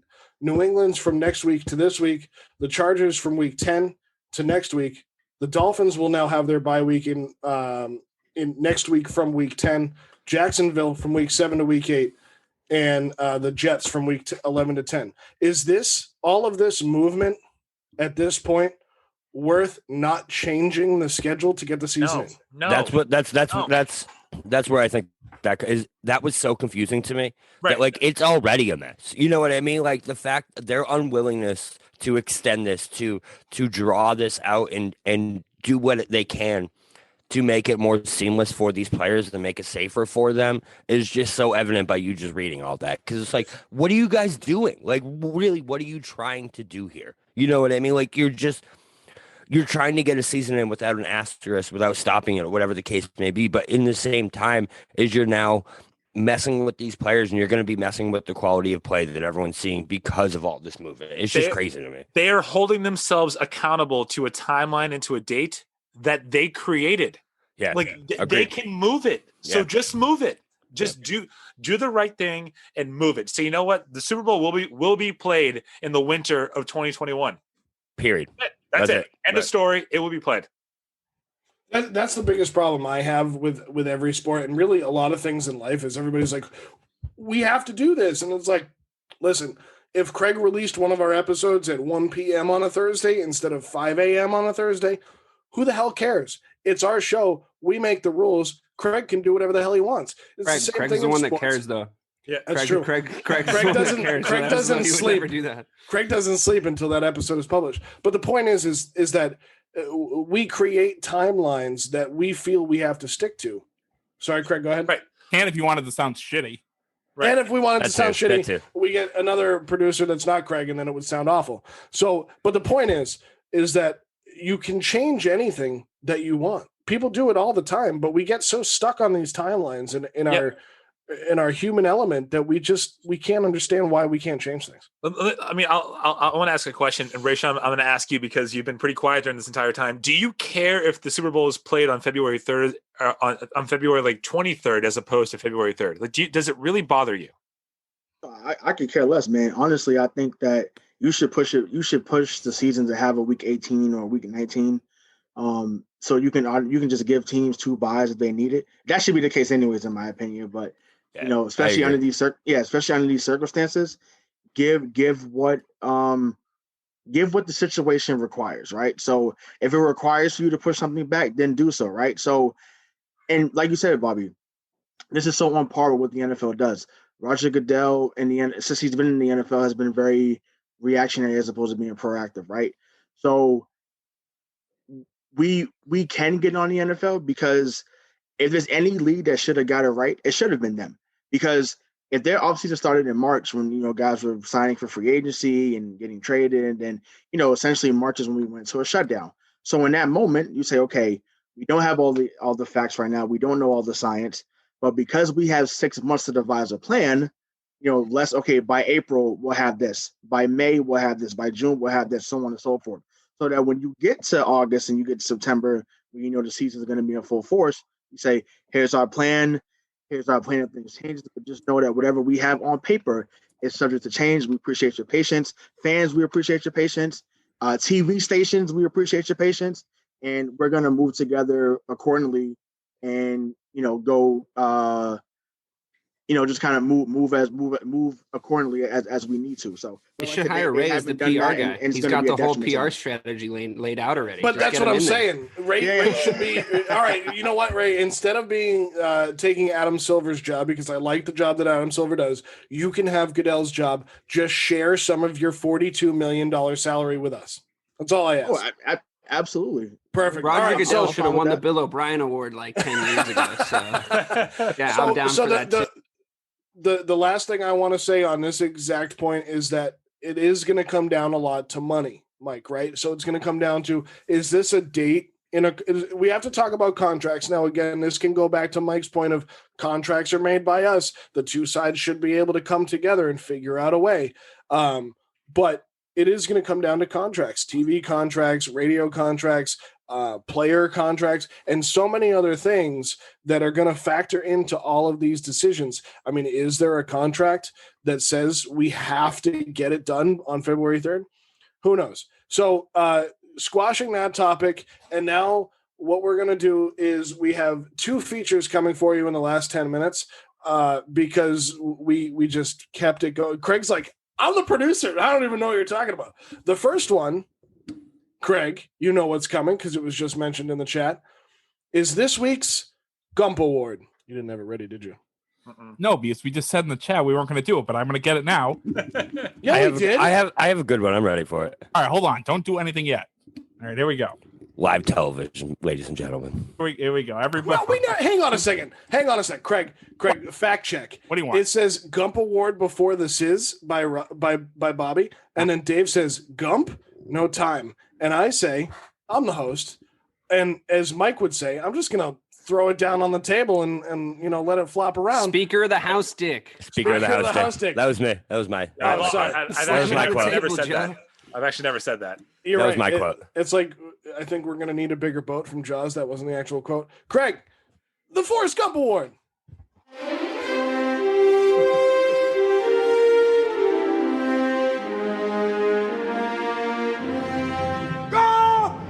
What's your sole purpose in this army? To do whatever you tell me, drill sergeant. God damn it, Gump! You're a goddamn genius. That's the most outstanding answer I've ever heard. You must have a goddamn IQ of 160. You are goddamn gifted, Private Gump.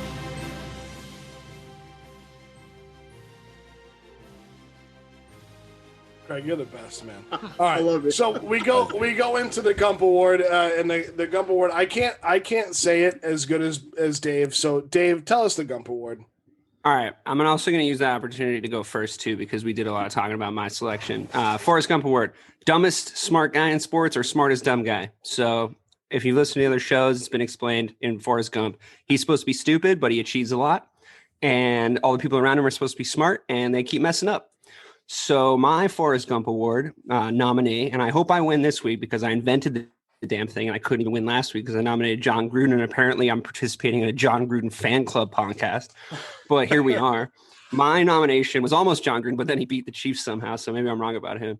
My nomination is Tom Brady. He didn't even know how many downs that he had, and in the public relations, if not historical war for supremacy he's now locked into with Bill Belichick that everybody knows about, but nobody, like, we all want to talk about it, but they won't mention it.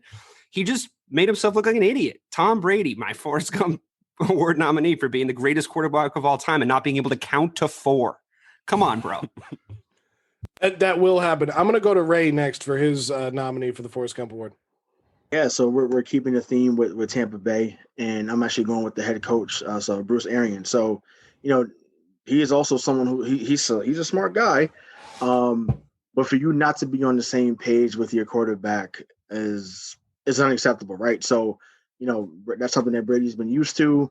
You're supposed to be the person that holds everybody on the team accountable, including yourself and the coaching staff. So to lose count of what was going on, and then basically not be on the same page in the post game, he should overwhelmingly be the person that wins the Forrest Gump Award. The real BK, Bob Kelly. So I'm going to go from the same game as these two, and I'm going to go the complete opposite way. I'm going to go Nick Foles. This man, to me, couldn't personify Forrest Gump anymore. You look at what he does, and he does things. He shows up in situations that he has no business being in and somehow comes out on top. Did he have any business beating Tom Brady in the Super Bowl? No. Did he have any business beating the Bears in the playoffs last year or 2 years ago, whatever that was? No. Did he have any business beating Tom Brady on Thursday Night Football? No. The thing is he did somehow, and he always does somehow. If that doesn't personify Forrest Gump, I don't know what does. I'm going to lose Forrest Gump again this week. I can't believe it. I'm going to have the worst Forrest Gump record, and I invented the Forrest Gump Award. Mike Marcangelo. So, like, mine were already taken. So if I have to really reach for this, I'm going to say mine's Joe Flacco. Listen, man, like, I know that you want to continue playing football, right? That's all heart. But you suck, dude. Like, you should have hung up 2 years ago. So he is my epitome of Forrest Gump. You need to use some brains, dude. You don't have it anymore. Just go home. So the winner is going to be Craig. No. The winner of this week's Forrest Gump Award is Rayshawn for Bruce Arians. So here's why. Dave, he's got two wins. I now. got 2, baby. 2-0, baby. I disagree. Hang on. I know you would disagree because you had a nominee. You had a horse in the race. Of course you disagree. But it was the show horse. That is Forrest Gump. All right, here let me give you the reasons why you didn't win. I'll start with Mike. I think Mike's case for Joe Flacco was I know everybody else was taken. Mine was going to be Todd Gurley today, and I still would have lost. I think your case for Joe Flacco was weak, but I understand why he was your nominee because I agree with you on every single point. Bobby, Nick Foles. Kind of agree. He kind of is like a Forrest Gump, isn't he? Like, but he shows up. You're like, dude, what is this guy doing here right now? But he's there and he wins. I don't know what it is, but great American. Yeah, they're both great. They're both similar in that they're both great Americans. Yeah, when Nick Foles runs across the country and runs back and then just tells everybody he's tired and gonna go home, that's when he can win. There's a reason Forrest got Jenny. Just saying. Dave, I agree with your Tom Brady. She was out of options. Did you not watch that movie? Yeah. What movie did you see? He's like Saving Private Ryan. So, Dave, as big as a forest. I agree with your Tom Brady point, but the reason why Rayshawn got the win is because Bruce Arians has been around longer than Tom Brady. Bruce Arians should know how to coach and manage his NFL football team, because every quarterback in the league is not Tom Brady, but coaches should have the wherewithal to at least say in the headset, and maybe it's not him calling the offensive plays, but he is an offensive guy, so maybe it is him. Or is Byron Leftwich calling the plays down there? Can somebody confirm? I just have a hard time believing that Byron Leftwich is in Tom Brady's ear. I just have but either way, he's just a guy. He's a jack. But the reason I lost this week is because you're unable to call Tom Brady stupid. It's in your DNA to be able to call Tom Brady stupid. No, I would have, Dave. But you said you had dibs, big fella. So we had to go with that. Let's go back to I feel like there's some insider trading. Wait. Let's go back to my tweet. Let's go back to my tweet from Thursday night after the game. I'm playing against the Astros over here. Let's go back to my tweet Thursday night after the game, where I want to try and pull it up fast enough for you guys here, where I said, what did I say? I don't think I'm going to be able to pull it up fast enough. But basically what I said was, remember when Brian Hoyer lost track of his timeouts last week? Then Tom Brady lost track of the downs tonight. He better get ripped just as bad, if not worse, than Hoyer in the media and by fans. If you believe that, you should give me the Forrest Gump Award win. Absolutely not, because the coaches are still responsible for what's going on. Yes, he should know, but someone, because his helmet definitely does have a headset in it, someone should be in his ear saying, Tommy, you're literally making the point. You and Rayshawn are collectively making the point that somebody needs to help Tom Brady count to 4. That's legit. You think Bruce Arians didn't do his job because he didn't help Tom Brady count to what my 6-year-old niece accomplished years ago. She needs to become a coach then. Apparently, it's slim pickings out there. Have your emotions ever gotten the best of you? Because Tom Brady's get the best of him a lot of the time. And here we are again. It's the defend Tom Brady dance. Yeah, I didn't defend him. He has on. It's a doesn't fact. matter what uniform he has. That's a fact. This is all right. You know what? Is a damn shame. You know what, Dave? As consolation for you losing, it is time for this month's State of the Sizzle. Dave, take it away. Thank you, Joe. Well, it's been another month, and despite my best efforts, I still can't seem to experience time in a relatively normal way in a post-pandemic world. I feel like it could have been yesterday or a decade ago that I last kept our adoring public apprised of the current state of the sizzle. If we are, in fact, living in a simulation like I've increasingly come to suspect, I'm relatively okay with it. So the state of the sizzle, likely simulated sizzle, is great. Yes, the NFL are limping to start their season, but as a product at its roots, it's still so entertaining that we just dedicated 2 hours to talking about it. So who really cares? Hopefully this is the worst it gets. And hopefully, as we always hope, these positive cases are handled responsibly and none of the athletes that have been given a positive diagnosis pass it on to anyone else. The NFL leadership are doing their best, I suppose, but based on results, I think they could be doing better. This is what I wanted to talk about today: leadership. By the next time the simulation uploads a monthly Sunday night sports wrap show, Election Day will have come and gone in the USA, and I hope everyone will have taken advantage of the privilege that has been awarded them. It'll be my first time voting in a presidential election. I wasn't eligible before because I'm an Irish immigrant, so I see it as a privilege, perhaps more than some. I encourage you to vote, whoever you vote for, because even in our precious entertainment, the thing we hold so dear, we don't get a choice like that. In sports, if there was an NFL electoral college, do you really think Jay Cutler would have held down a starting spot on the Bears as long as he did? In sports, we have to hope and pray that leaders emerge on our teams because we don't get a say in it. On the off chance that this isn't a simulation, however minimal that chance may be, exercise your privilege on Election Day or before if you're voting early. If you're voting in Ohio, consider how nice it would have been if you got a say on LeBron's contract talks a few years ago. If you're voting in Pennsylvania, think about how much you'd love to fire Elton Brand right now and how nice it'd be to cast a vote to determine that. You get the picture. Get pumped like you would for a Pats game. Paint your face if you like. Tailgate beforehand, safely and socially distant, of course. And get up for being a good citizen. In November, cast your ballot. Whatever direction you want to heave that thing, step up in the pocket and throw. Thank you. It's good. Thanks, good shit. Thank you. That is this month's State of the Sizzle. So now we've gone through the Forrest Gump Award, State of the Sizzle. We've talked about the NFL for 2 hours, and now it's time for our final word from everybody. I think generally we start with either Mike or Rayshawn. So I'm going to start with Bobby this week on the final word. I feel like I disagree. I feel like I start almost every time. But Mike, go ahead. So I do have one. I know we talked about it already. Shout outs to Dak Prescott. He's already undergoing emergency surgery tonight. His season's definitely over. That was a gruesome injury. I hope he's all right. And hopefully we see him back in the NFL at the same level that we do right now. I'm like heartbroken over it. I can't believe that just happened. But yeah, anyways. Rayshawn, go ahead. Yeah, definitely. Sorry, my prayers go for Dak. I mean, that was a real nasty, injury, man.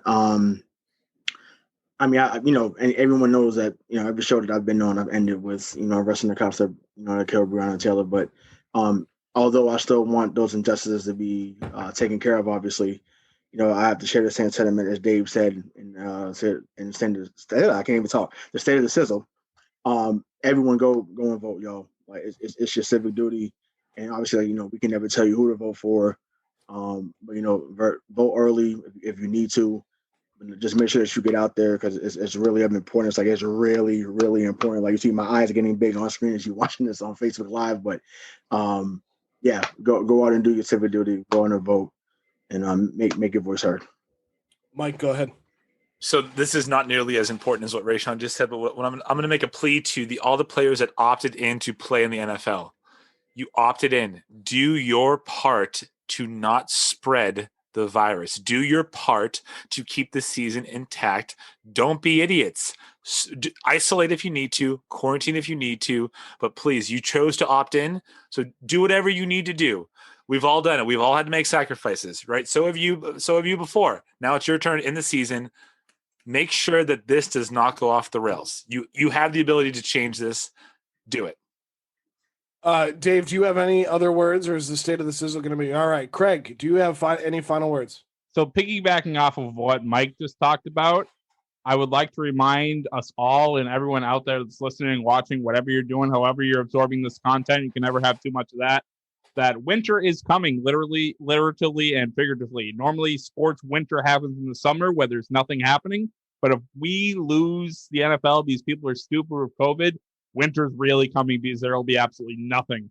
Because maybe they're going to start the NBA up after the start of the new year. We don't know yet, but we could be in a black hole suck coming up. We don't want this season to end as badly as Game of Thrones ended, which was really bad. Facts. Right. That's Dave, facts. Dave, you should have worked on that one. But I thought what Dave was going to say was you're all going to be soccer fans real quick if the NFL gets canned because you're all going to be watching the English Premier League. Let's go Liverpool. My final words to echo Ray, Mike, Dave, we all believe the same thing, right? Get out and vote whoever you vote for. It is your civic duty, and you are afforded that right in the United States, no matter who you are, as long as you register and are eligible to vote in this country. You do have that right, and there's not a lot of places in this world that say that. Not to bring Dak up again, Bob, but the six of us or five of us, and I know Ray was still part of the conversation, but we all had a pretty deep conversation on Wednesday night. And to bring up Dak Prescott and Hayden Hurst from week 2 of the NFL, when Hayden Hurst walked up to Dak Prescott at the end of the game and said, "Thank you, you've helped with my mental health." Yesterday was World Mental Health Day. Talk to your friends and family, and if there's something going on with you, help them figure it out or let them help you figure it out. Because these 5 guys on the screen help me with that every day. So does my wife, who's really stepped up. Just World Mental Health Day should be every day, guys. It really should. And go vote. And love doing the show with you guys. So does anybody have anything else? Go vote. I think that's a good spot to go. Go vote. We can wrap it on that, though. I like the Bears hat that you just put on at the end of the show here, Dave. It was there. It was just backwards. It was backwards. The 4-1 Bears who are going to win the NFC North. Bears. So, guys, thank you for listening to the third Sunday Night Sports Wrap since we revamped the entire show. I think it's it's the fourth. Oh my God! There's something in the water. Tom Brady can't count to 4. Joe can't count to 4. No, but hey, oh my God, what down different. is it, Joe? It's You're different. fired. I'm drinking the water in Massachusetts while he's drinking the water in Florida. So either way, what I'm saying is, since we revamped and re-released the SNSW podcast, this is the third live show we've done. This is episode 11. We thank everybody who watched, everybody who listened afterwards. You can find all of our episodes wherever you find your podcast. We referenced a lot of them during this show. Episodes 5 and 6, where we made our NFL predictions. Episode 10, which again, these 5 guys were absolutely phenomenal on doing the trivia show. I can't wait to be a part of the next one. You guys did a phenomenal job. So everybody that watched on Facebook Live, thank you very much. Everybody listening on wherever you're listening, Spotify, Apple Podcasts, Google Podcasts, Amazon Music, thank you for listening. Thank you for downloading. Hashtag just keep listening. For Rayshawn Buchanan, Mike Marcangelo, Dave Clarke, Bob Kelly, the best producer in the game, Craig D'Alessandro. I am Joe Malkin, your host. Thanks for joining us. We'll talk to you next time.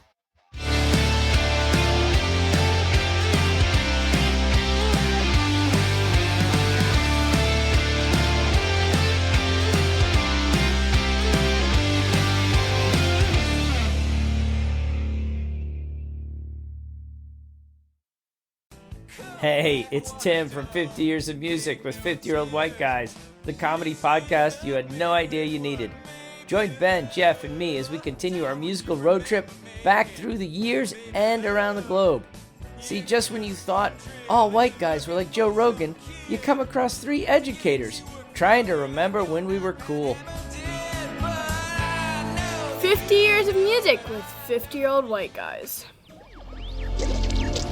Electricast.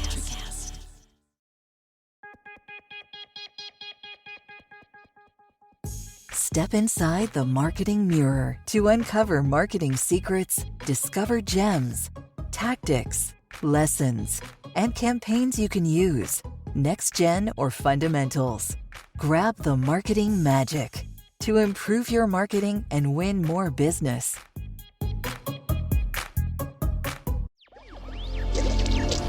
Electricast. Electricast.